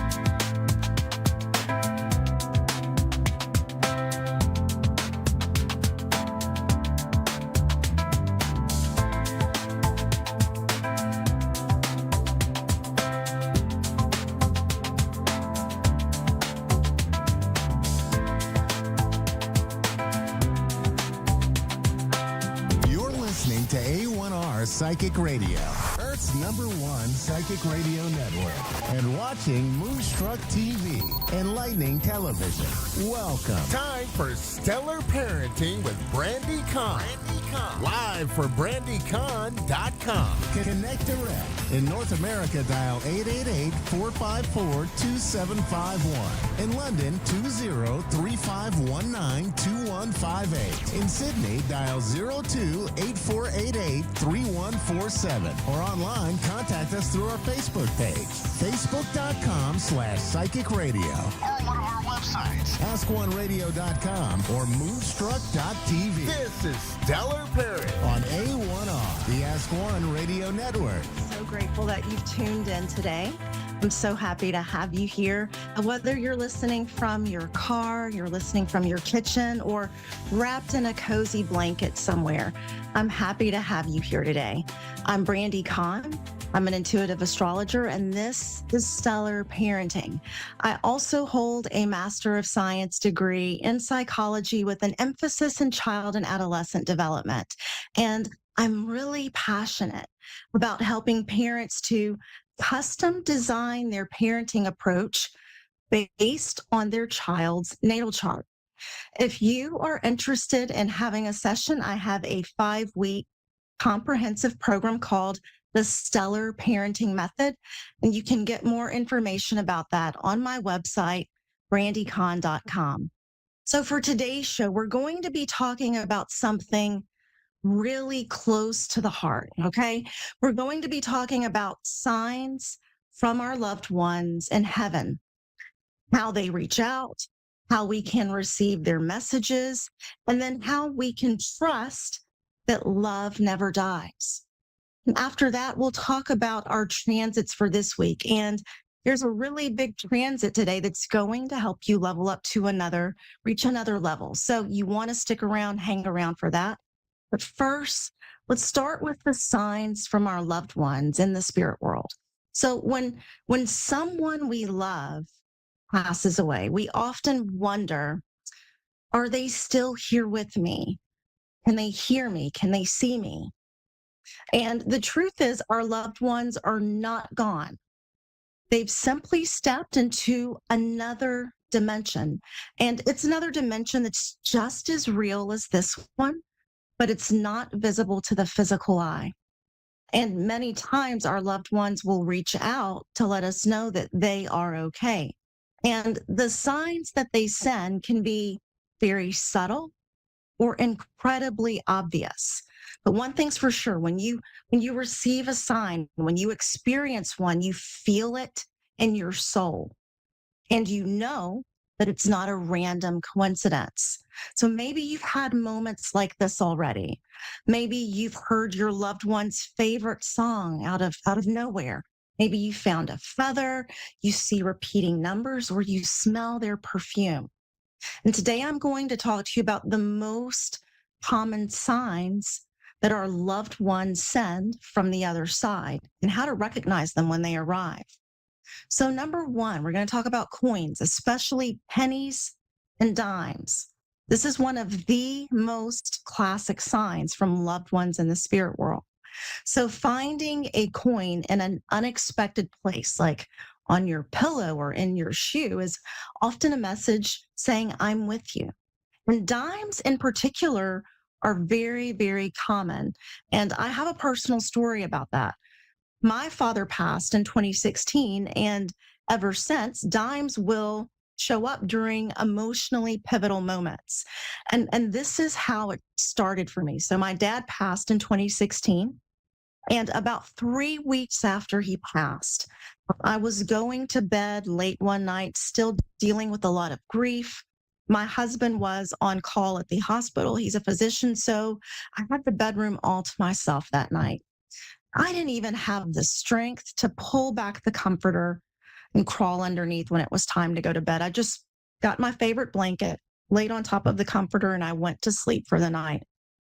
So when I woke up the next morning, I stood up from bed, and I remember hearing something hit the floor. I looked down on the floor, and there was a dime. It's almost as if someone had placed a dime on the blanket that I, chose to cover me up during the night. And I knew without a doubt that that was a sign from my father. And throughout the years, during certain moments after I've been talking about him or thinking about him, or during really emotional times, dimes will show up. So, for example, last week, I had a really vivid dream of my dad, so real, like he was almost there with me. And when I woke up the next morning, right on the floor by the bed, there was a dime. And I know that that was my dad's way of letting me know that he had really been there with me. So you too might find dimes, you might find pennies, and you might know that it carries a special significance for you from your loved one. The second sign, very common, feathers, especially white ones. So white feathers are beautiful symbols of purity and protection. And if you find one in an unusual place, like you find it inside your house somewhere, it could be your loved one saying, "You're not alone." Next, we have music. So our loved ones will often speak to us through songs, through music. And sometimes their favorite song will come on just when you need to hear it, just when you need that comfort. Or you might hear lyrics from another song that will answer questions that you've been asking. So pay attention to that. Dreams. Visitation dreams are vivid, they're peaceful, and they are emotionally healing, and they don't feel like regular dreams. That's how you'll know the difference. They don't feel like a regular dream. You might wake up feeling as if you were truly holding your loved one. You were truly like you were giving them a hug, or they were speaking to you like they were actually in the room with you. And that will be because they were there with you. And next we have nature and animals. Those can be used as signs as well. So we're talking about nature and animals. Think about cardinals, think about bluebirds, butterflies, dragonflies. Okay, these can be used as spiritual messengers. And if you keep seeing the same animal or the same bird right after someone passes, especially during your moments of grief, it might not be a coincidence. And then finally, another very common sign, electrical flickers or tech glitches. So there could be lights flickering, your phone going off for no reason, or music starting to play all by itself. Our loved ones can sometimes manipulate electricity to let us know that they're near. So these are just a few ways that your loved one could reach out to you from the spirit world. But the key here is to stay open, pay attention to patterns, and most of all, trust your intuition. If you feel like it's a sign, it probably is. Now, let's talk about how to create a space for these signs to come through more clearly. Number one, I want you to say it out loud. So, and when I say it out loud, what I mean is I want you to talk to your loved ones, okay? Say their names, ask them for a sign, and let them know that it's okay for them to visit you, because spirit is always going to honor your own free will. Next, you want to make sure that you're keeping a journal of your signs. So every time you get a sign, every time you receive a message, write it down. And over a period of time, you'll start to see beautiful patterns that really reaffirm the presence of your loved one in spirit. And stay present, okay? So signs often come when we're not distracted. So it could be during a walk, while you're washing the dishes, while you're resting. The more present you are, the easier it will be for you to recognize those signs when they are given to you. And really here, I want you to trust the unseen, okay? We live in a society that really prioritizes and values logic over intuition. But love and spirit operate in a world beyond logic. And if something brings you a sense of peace or comfort or joy, then it's real. It's real for you. And that's the only validation that you need. So if you've been longing to feel your loved one's presence again, I want to remind you of this. They are not gone. They are not far. They walk with you in every step of your journey. And when you pause, breathe, and listen, they're right there with you. So as you move throughout your day, I want you to keep your heart open and I want you to look for signs. Spirit speaks to us in whispers, in songs, in dimes, in dreams. So keep your heart open, look for the signs, say hello and thank you when you receive a sign. And most of all, I want you to know that you are deeply loved on both sides of the veil. Okay, so those are some of the most common ways that we will receive signs from our loved ones in the spirit world. And I invite you to, if you receive a sign, talk to someone about it, share it with a friend, share it with someone who you know is not going to laugh at you, or they're not going to invalidate you. Talk about what you're receiving, but when you share, do it with someone that you know is going to respect where you're coming from without making you feel as if you're making it up or you're imagining it. So let's jump into our transits for this week. Today is Tuesday, May 20th. We have the sun at 29 degrees of Taurus, sextile Saturn, 29 degrees of Pisces. And this is really a great transit for getting things done. You'll be feeling really focused. You'll be feeling very disciplined.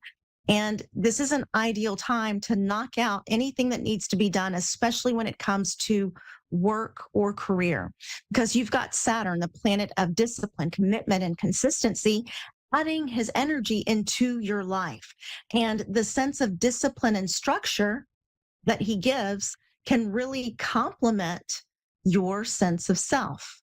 And this can help you to channel your energy into something long-term and worthwhile. So 3 things that I want you to do. This transit is for today. Even tomorrow, you'll still be feeling the energy. I want you to set long-term goals, clarify what you want, and take practical steps towards your goal, especially around your professional advancement or career advancement. The second thing I want you to do today, figure out how you can really establish or strengthen your sense of routine.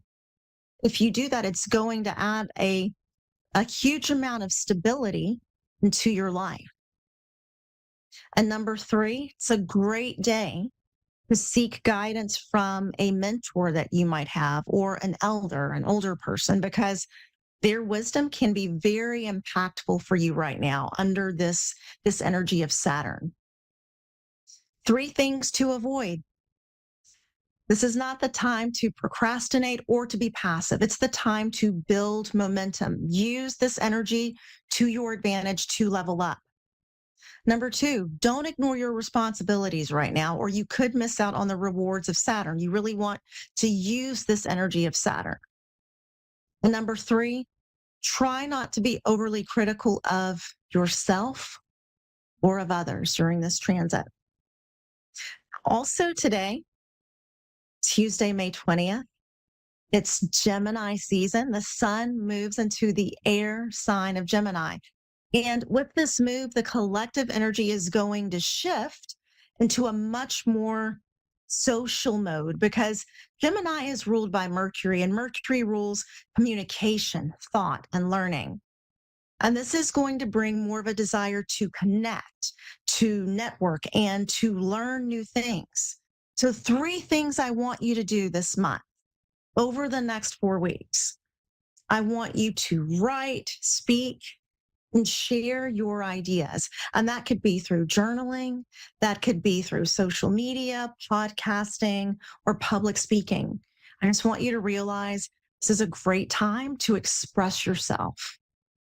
Number 2, Learn something new. So over the next 4 weeks, take a new class or read about a new topic. Expand your horizons that way. Number 3, you could travel or take a short trip because Gemini rules short journeys. And so right now, exploring your local area could bring a wave of fresh inspiration. 3 things to avoid during Gemini season. Okay. I want you to avoid overcommitting or scattering your energy because doing too much can lead to burnout. So please remember that. Number 2, remember, it's not time to gossip or to overshare information. So Gemini loves to talk. Gemini loves to connect and communicate, but be mindful of spreading rumors or giving out too much personal information. And number 3, try not to get stuck in your thoughts. Gemini is an air sign, and air signs are all about the mental aspect, thinking, how we communicate, how we relate to others. So try not to get stuck in your thoughts with all of this energy of air around, okay? Because if we get stuck in our thoughts, it's too easy to disconnect from our physical bodies. So I want you to make sure with all of the mental aspects, things that you will have going on this month, that you're still remembering to ground, to use grounding energy on a daily basis. For Thursday, May 22nd, Venus will be at 15 degrees of Aries, trining Mars at 15 degrees of Leo. Now, with this combination, there's harmony between the energy of Venus. And Venus represents our relating principles. She represents love, beauty, finances. And Mars is going to be all about action, passion, and enthusiasm. So with this combination between Venus and Mars, this is a great transit for romance, for creativity, and for collaboration. So 3 things that you can do during Venus trine Mars on Thursday. Number 1, you can explore or deepen romantic connections. And you can do that even if you're married or single, okay? Because it's an ideal time for passion, to feel that magnetic chemistry between you and someone that you love. Number 2, it's a great time to initiate creative projects, and that can be through music, it can be through painting, dancing, writing, or designing, because artistic expression will flow easily during this time. And number 3, I want you to feel free to upgrade your appearance if that's what you feel called to do, because style, Venus rules beauty, okay? And Mars rules boldness. So don't be afraid to change your style. Don't be afraid to try a new look or to go for a makeover. 3 things to avoid. I don't want you to be impulsive in love or money. The energy will be magnetic. Just like I mentioned a moment ago, the energy will be very magnetic with this Venus-Mars trine. But don't let the chemistry override your sense of discernment if something feels off. Also, number 2, I want you to watch out for overindulgence. Pleasure is amplified, but I want you to remember not to overdo it. And number 3, it's not the time to have fear. So if there's something that you've been wanting to do it with a sense of flair instead. And on Saturday, May 24th, we will have the sun at 3 degrees of Gemini trining Pluto at 3 degrees of Aquarius. Now, when the sun trines Pluto, it brings a powerful yet smooth wave of personal empowerment and transformation. The sun represents our identity, our ego, our willpower, our vitality. And Pluto represents inner strength and profound change and intensity. So this is a really good transit to deepen your level of self-awareness. 3 things that you can do during Sun trine Pluto. I want you to really embrace your sense of empowerment. So you can step into a leadership role or claim authority somewhere where you've been playing small. It's time to step up.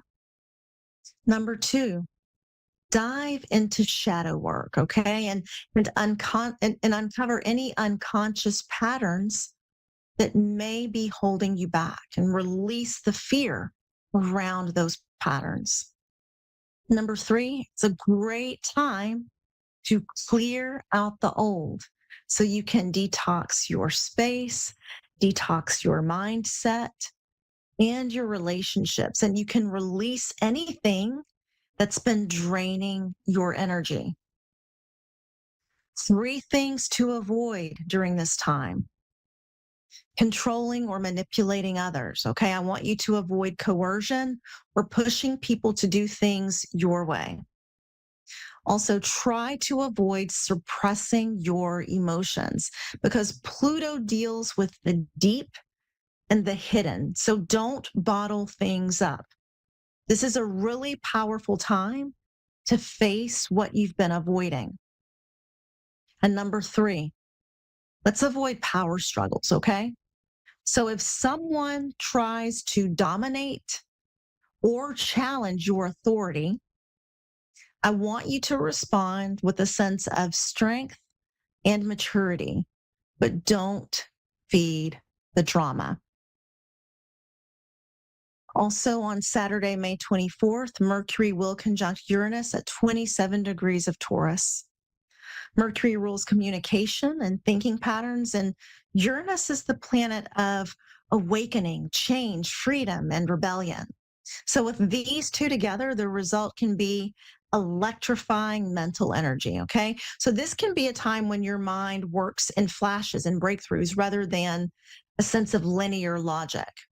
So Mercury conjunct Uranus is perfect for genius level problem solving and for bold communication and for tech related innovation. But it can also lead to mental restlessness and nervous energy. So 3 things to remember this weekend.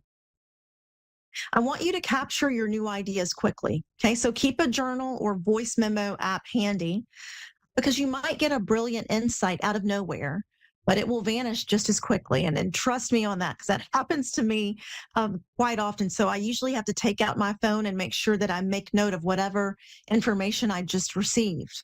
Okay. This is also a great time to collaborate with others and develop something new, whether it's in art, business, or problem solving. So any breakthroughs or insights that you receive, make sure that you take note of them immediately. It's just as quickly they could be gone. Number 2, I want you to speak or write boldly. So if you've been sitting on a radical idea or an opinion, this is the time to share it because your words can spark change right now. And number 3, I want you to stay open to sudden changes in perspective. Be willing to pivot or shift your mindset if a more blatant or efficient path appears. And 3 things that we're going to avoid this weekend. We're going to avoid speaking without thinking. So Uranus energy can be extremely impulsive.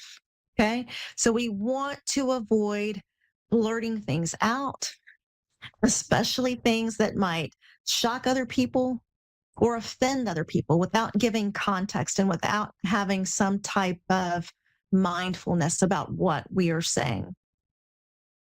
I also want you to avoid overloading your nervous system. So stay away from too much screen time, especially this weekend.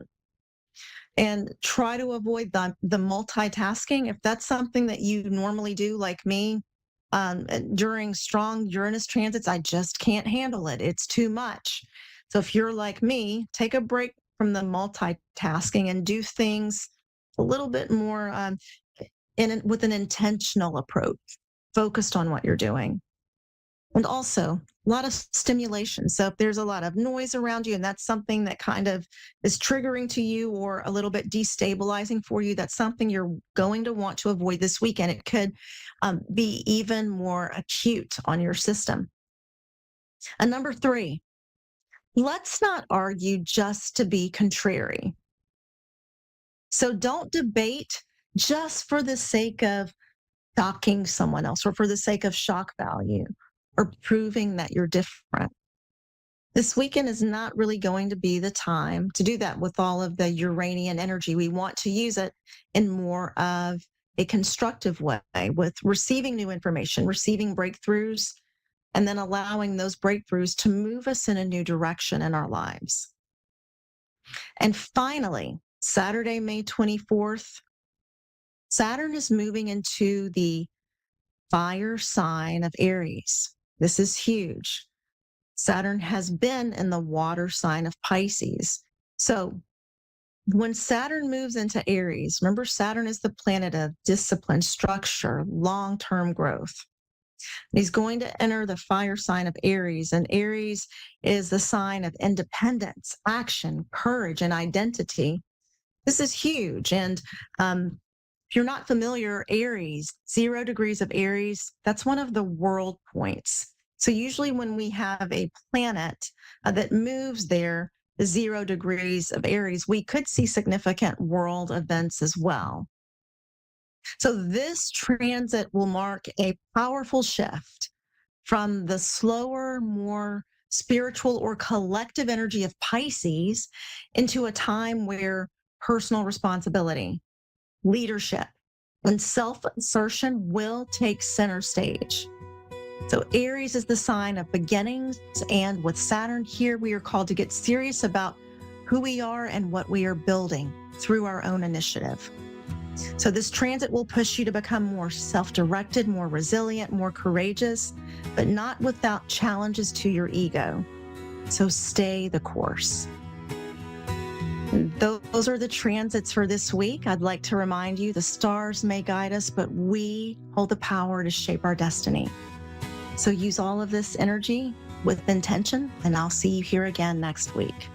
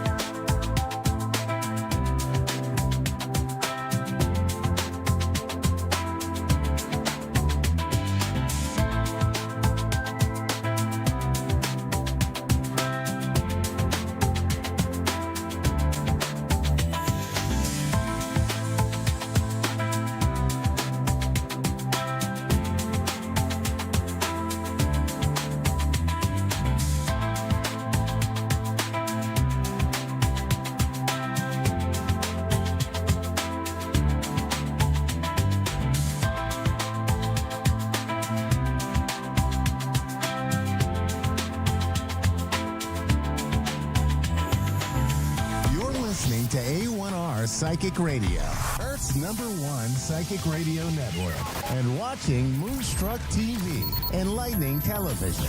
Welcome. Time for Amanda Hall Psychic with Amanda Hall. Live from AmandaHallPsychic.com.au. Connect direct. In North America, dial 888-454-2751. In London, 20-3519-2158. In Sydney, dial 02-8488-3147. Or online, contact us through our Facebook page, facebook.com/psychic radio. Or one of our websites, askoneradio.com or moonstruck.tv. This is Amanda Hall Psychic on A1R, the Ask One Radio Network.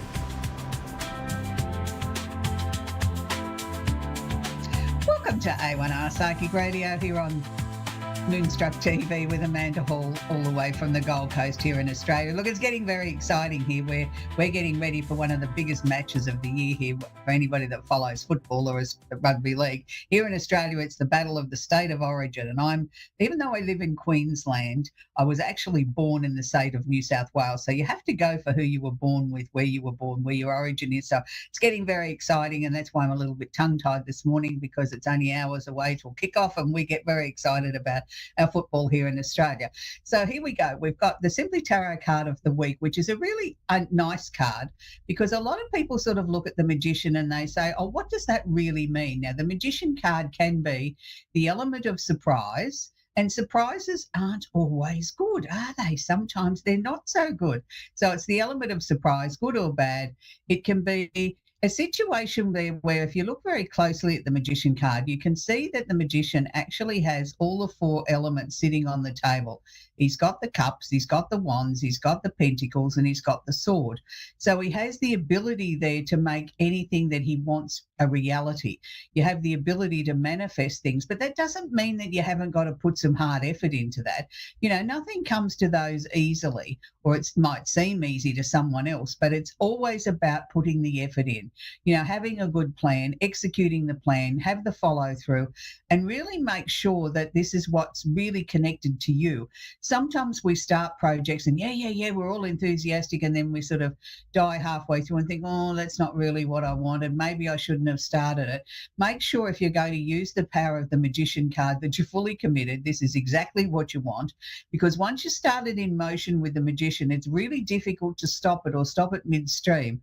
It really does sort of follow through and sort of execute right to the end.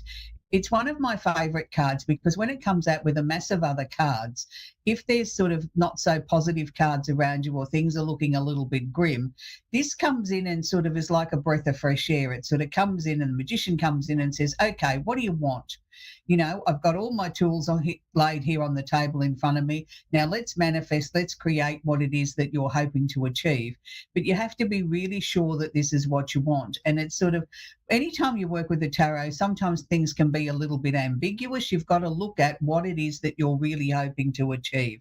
So make sure that you're fully aware of what it is you're trying to achieve. Now, this week astrologically marks a really interesting time, because we've had so much emphasis of planets being sitting in Pisces for such a long time now that I almost sort of feel like a broken record when I keep talking about Pisces this and Pisces that. Well, guess what? This week I'm not going to talk about Pisces. We're going to talk about another sign or two instead. So this week the Sun is in Gemini. Happy birthday to all the Geminis. They're some of my favourite people in the world, because Gemini people are full of life, full of inspiration. They flit around from one thing to another. They sort of motivate people. They're great with conversation usually, and they really do know what's going on in their local environment. They sort of, up to the minute with, what's happening, what fates, what dances, what concerts, whatever's might be on. Ask a Gemini and they'll surely be able to tell you about what's happening in their local environment. But also too, that they're such quick thinking people that they get us out of our ruts. Sometimes I think we can get a little bit bogged down and we can think too much about something. With a Gemini, it's like the snap of the fingers, bang, bang, bang, let's go. Here's the different ideas. Here's the different headlines. You go away and sort out the details, but I've given you the ideas. I've given you the starting point. And I think that's what makes them so integral part of the zodiac. I mean, no one sign is more important than the other.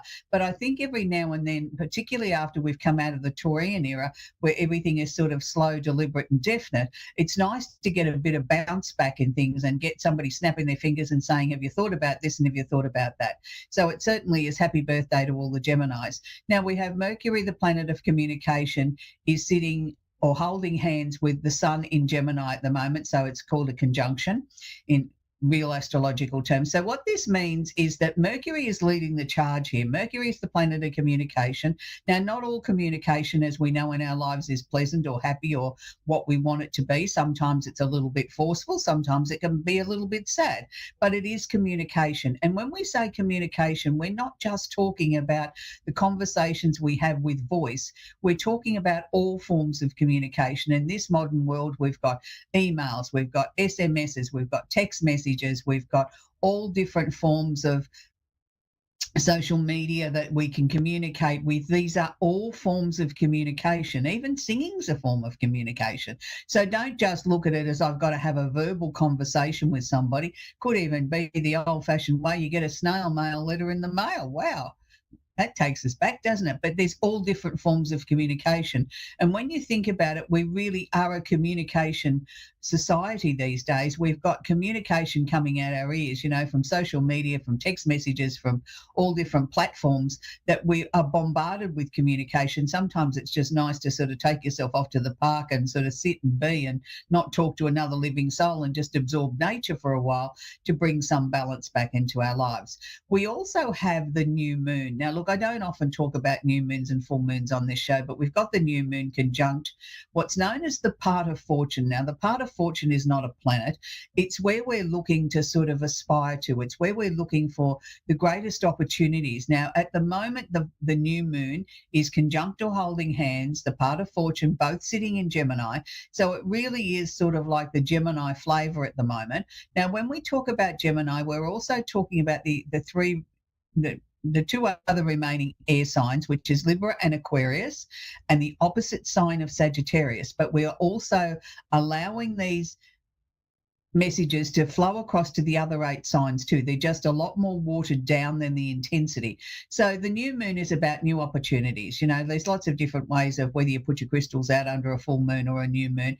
I'm not a real crystal person, so I think you do what feels right to you. And that's the most important thing, I think, with most things. But a new moon signals something new. It's saying to us that we need to expand our horizons, look at things through a different lens. And because it's in Gemini, it's asking us to get involved in our local community, get chatting, get talking, get some inspirational ideas. This could help you in your quest to be able to sort of move your life forward and become your part of fortune. So maybe there's opportunities here that, it's a great time to have your cell phone or your mobile phone next to you that you can voice record some light bulb moments or some voice pops if you need to. I'm old fashioned. I like to have a pen and paper near me so that I can jot things down. It's however you record or can recall later on the ideas that came to you. And it's got to be something that that's automatic to you. And I mean, I know most people, work on their devices these days and like to work with that, with their tablet or their iPad. It's up to you, whichever way that you can get your ideas down so that you can come back and recall them again in a few days or a few weeks or whatever, and not lose those golden nuggets that are being handed to you.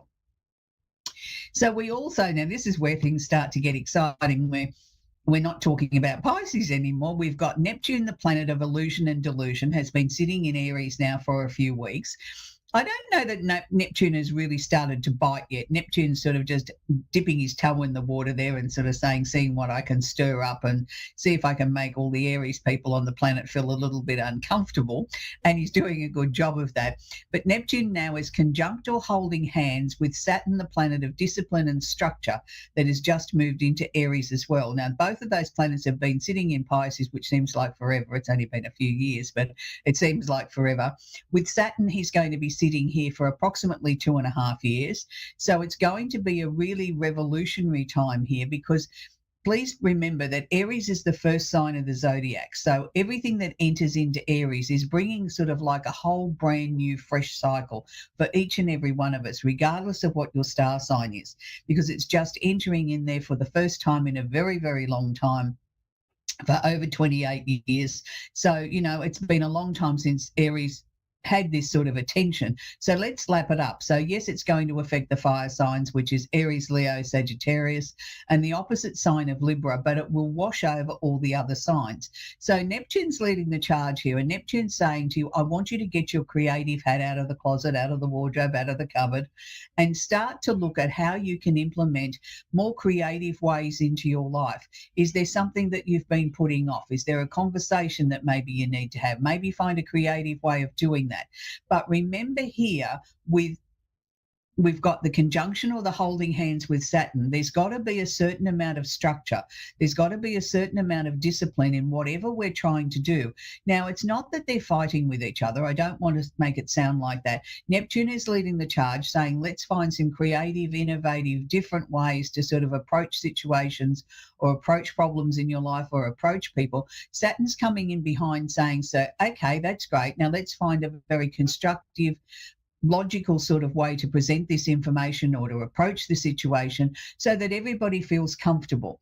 Now, the fact that it's in an Aries energy is it's a me first energy. It's got an urgent sort of feel about it. It can be fiery, it can be outspoken. It can also seem as if it's very self-absorbed or very self-centered. Now, there's nothing wrong with that. It doesn't matter what your star sign is. Sometimes we need to put ourselves first. We need to be the one that's leading the charge. We need to be the one that's the head of the queue.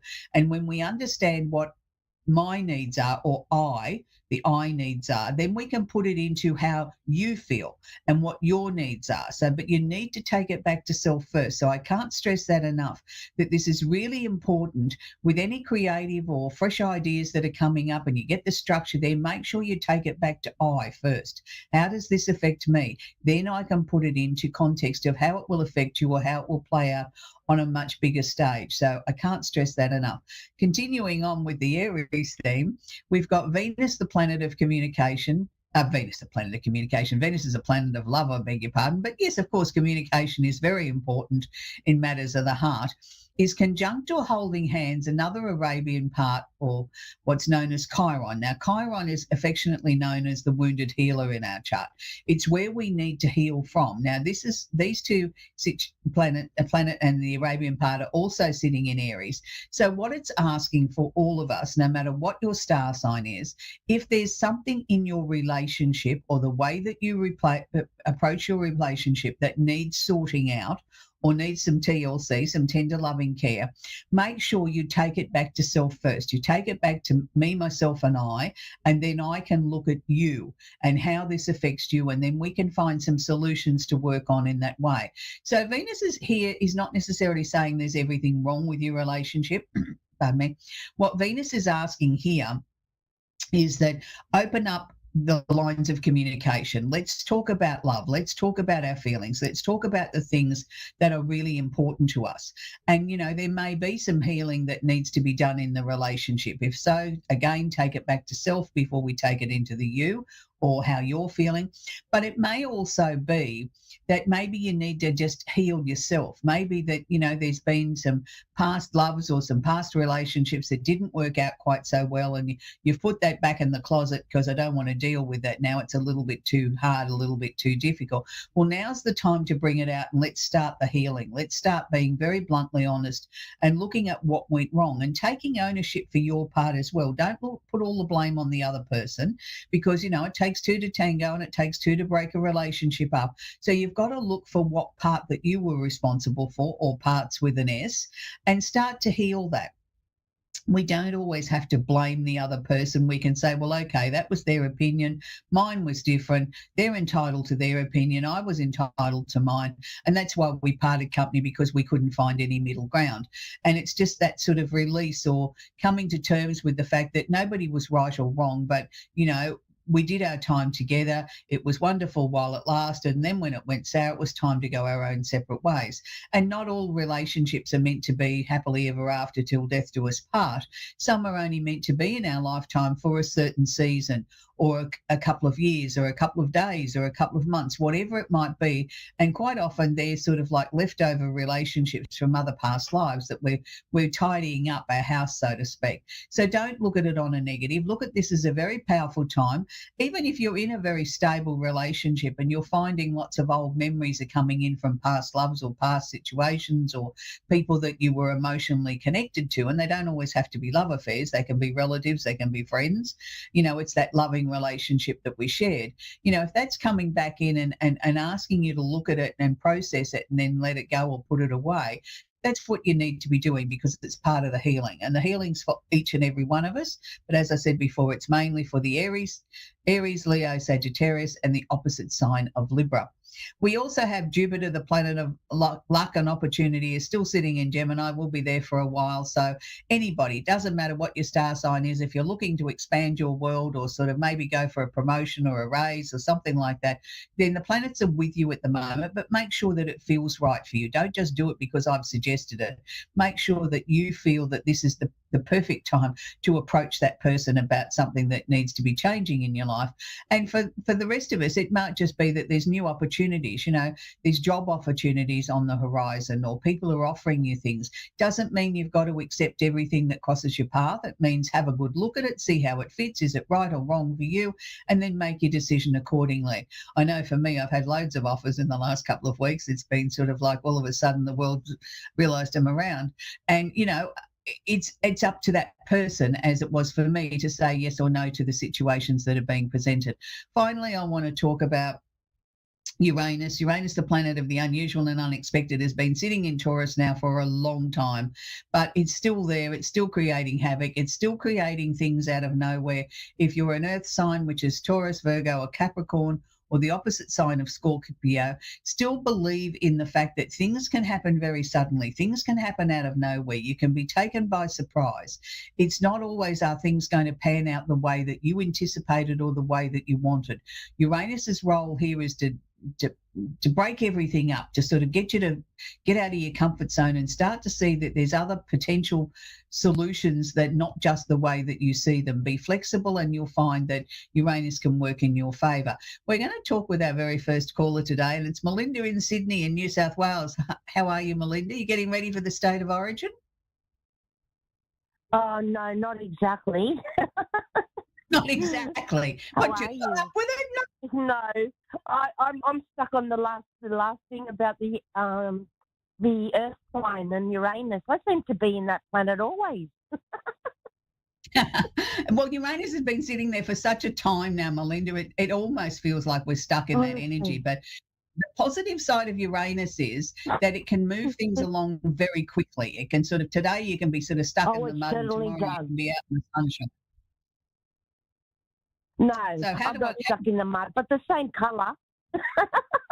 The same colour. Well, that's not good. Okay, Melinda, do you have a question I can answer for you, sweetheart? Oh, just, whatever you feel that the universe needs to tell me, I'm open. I'll go with Okay, you, right. Uranus. All right. Okay. I always ask because quite often people have a particular question they want answered, and we've got such limited time, and I like to get it to it. It's really interesting because as I was talking to you about the football and the state of origin, Melinda, they were showing me that the fact that it's time to get you out of your comfort zone. It's like there's a number of endings, changes, and transformations that are happening at the moment, and you keep referring back to Uranus affectionately. Well, Uranus is actually starting to work for you. So I'm going to say to you, sort of hang on to your hat. Just be very careful what you send out to the universe. Don't send something out that you don't want to become a reality. Don't say, oh, I hate my job, and then next week you lose your job and say, I didn't really mean that. Be very careful what we voice. It's okay to have thoughts, but be very careful what you voice. But they were showing me that Uranus is going to come along like the bolt of lightning. It's clearing a lot of things away from your past at the moment, and it's going to be sort of like here 1 minute and gone the next. And it's like, okay, yeah, we've got 10 seconds to look at that that to grieve it or say, well done, I'm glad it's gone, or whatever the case may be, and then move on. You've got to be ready to be able to sort of go bang, bang, bang with the snap of your fingers. Life is changing, things are moving. And saying things are moving, they were showing me the potential there of a change of residence. Is that something that you've been sort of tossing up backwards and forwards a little bit? Well, I'm in the middle of it, and it's been a very long, dragged out process. Yeah. Right. Well, they're it's not showing me good. that that's a good thing. But yeah, but it's going to end up being good. It's going to end up being the best thing that's ever happened once the dust settles. They're also showing me the opportunity for more money to come towards you. And I'm not necessarily saying working harder. I'm saying that there's an opportunity that's going to come to you. It's sort of like a day job sitting here in the middle, but this is sort of over to one side. It's like something coming in sideways. And it's like, oh, I like that idea. But, you know, you don't just like it because there's extra money. It's sort of something that makes your heart sing as well. It's like doing a side gig that's something that makes you happy. And you're really happy about it. And, you know, the money's a bonus. So I think the remainder of this year, Melinda, is going to be where you can't really plan everything. You're just going to have to go with everything by the seat of your pants. It's like, okay, this is what we're dealing with today. We make decisions, we act, we move, we do whatever. And it's like, oh, okay, now we can exhale, and then tomorrow's another day. And if you can keep going in that momentum, by the time we get to the end of the year, you'll look back and say, wow, I didn't see all that coming, but gee, I'm pleased it did. You know, it's moved everything along, but it's also got you into a much, much better position. They're showing me a really big pink heart. So does that mean we're looking for love, Melinda, or we're just increasing what we've got? Not at this stage, no. I'm just trying to pick up the pieces of my house and everything else, because it's gone on for 5 months. Just everything has gotten in front of me, and it's dragged on for 5 months. It's just nightmare, an absolute nightmare I want to get out of. I'm trying. Oh, well, you will be able to. And they were also showing me, and I know we're at the end of May now, but they were showing me by September, like this is all in the rear vision mirror. Like I can look back and sort of wave a goodbye and say, wow, that took an almighty effort. But, you know, you feel very happy by then. You know, you're in the new. Yeah, but I'm not saying it's going to take you till that time. I'm just saying by the time you get to there, it's like you can look back and say, well, that's way back in the rear vision mirror. You know, like I'm glad I came through it. And here I am, I'm able to sort of look forward and be very happy. So, you know, you've got a lot of good things coming up for you, Melinda. You just got to stay strong, sweetie, and work with Uranus. Don't work against it. He's your best friend. I'm trying. I really am. I know. Thank you for that, sweetie, but everything's going to be better. But the fact that they were showing me a big pink heart from Spirit is showing me that things are going to get better. If you're not looking for love, there's a lot of love around you. You know, there's people there that can help you, and just, you know, have a little chat with whoever on the other side, you know, whoever it might be. Tell them that, you know, you need some help, because they are there to help. Anyway, Melinda, that's where we're going to leave it. I know you're not a big State of Origin fan, but go the Blues. Anyway, we're going to talk with Tiffany now in Bushnell in Florida. Are you there, Tiffany? Hi. Hello. Hi, Tiffany. Do you have a question I can answer for you, sweetie? Yeah, so I don't know if you can do this one, but I'm trying to figure out, because I think I might be pregnant, and I'm kind of nervous about it. And nervous about what, sweetie? Nervous about what, sweetie? About being pregnant. Oh, about being pregnant? Is that what you're nervous about? Yes. Yes. Yeah. Oh, well, okay. Well, are you nervous because you don't want to be a mum, or are you nervous because of other reasons? You do? Okay. No, I do. All right. Yeah. Well, that's wonderful. Yeah, I mean, it's a big step, and I can understand you being nervous about, you know, the possibility of being a mum. Look, normally I don't talk about whether people are going to be pregnant or have babies or whatever, but what they're showing me is a bunch of pink hearts, and that's not necessarily saying if you are pregnant there's going to be a baby girl. It's just showing me from the other side. They're with you, and they're showing you that there's lots of love around you, and I do believe you don't have any children yet. No, not yet. No. This is my first. This is your first, but have you lost a baby before this, sweetie? Yes.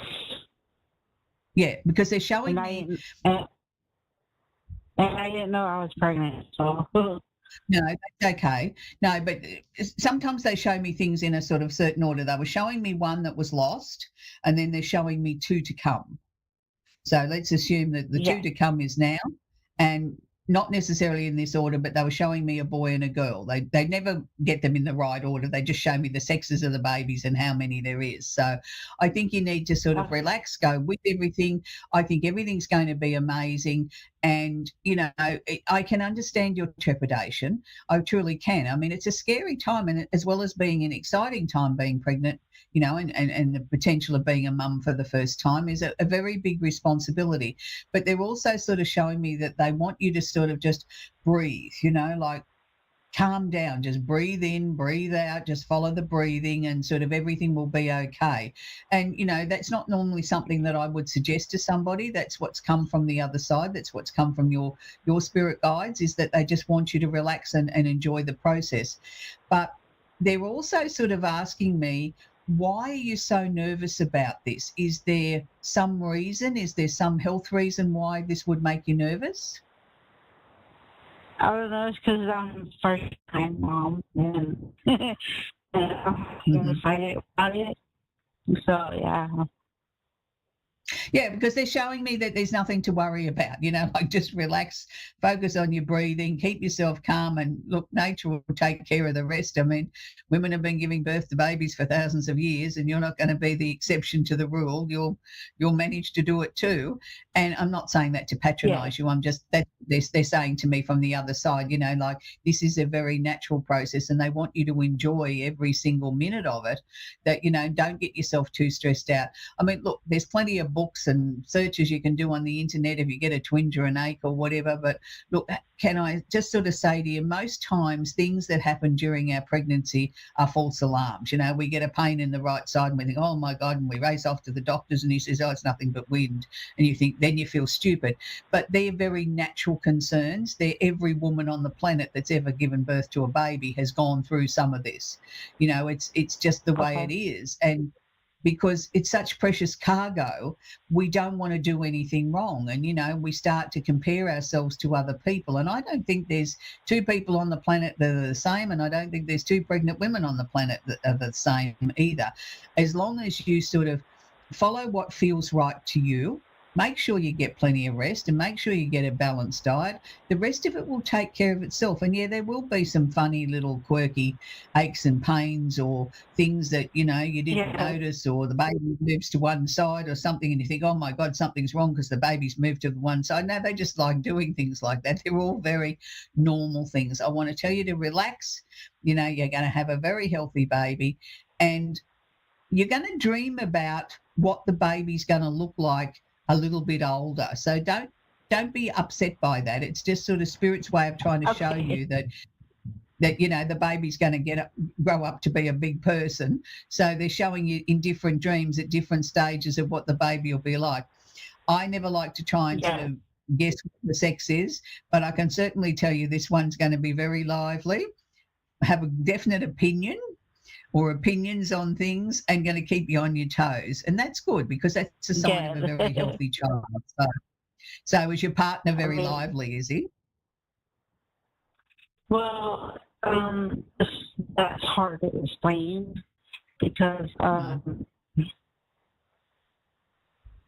won't say it out loud. Okay. All right. Well, I just assumed maybe that the real super liveliness of this child is coming from your partner. It's sort of like, but anyway, sweetie, that's where we've got to leave it. We've only got seconds left of the show. I wish you well. So this week I want to leave you with a song. We've been talking about the state of origin all the way through. Here in Australia, Tina Turner and Jimmy Barnes were the official people that did a song for the rugby league here in Australia called Simply the Best. I know in other countries they have Neil Diamond and Sweet Caroline, but we have Tina and Jimmy here singing You're Simply the Best. And it's been many, many years since that was a big hit here. And I can remember taking my children to the football matches, and that would belt out and the whole crowd would be standing up and singing to both Tina and Jimmy. So it's like an unofficial rugby league anthem now, and we really love our league here, and particularly State of Origin. And go the Blues, and I'll see you next week, and enjoy Jimmy and Tina. Bye for now.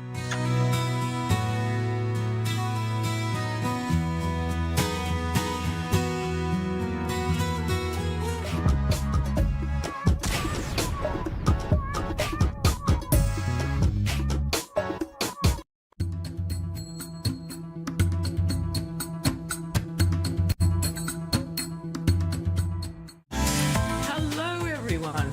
Welcome to Energy, Intuition and Transformation. I'm Sue Williams, and I welcome you all to my show, and I would like to thank those who reached out to me after my previous show, which was my first online, and congratulating me, just saying that the topics I had were very interesting, but I really appreciate the support, and I hope to bring you more interesting topics as the days go by. So today I would like to speak about something that is really dear to my heart, which is animal communication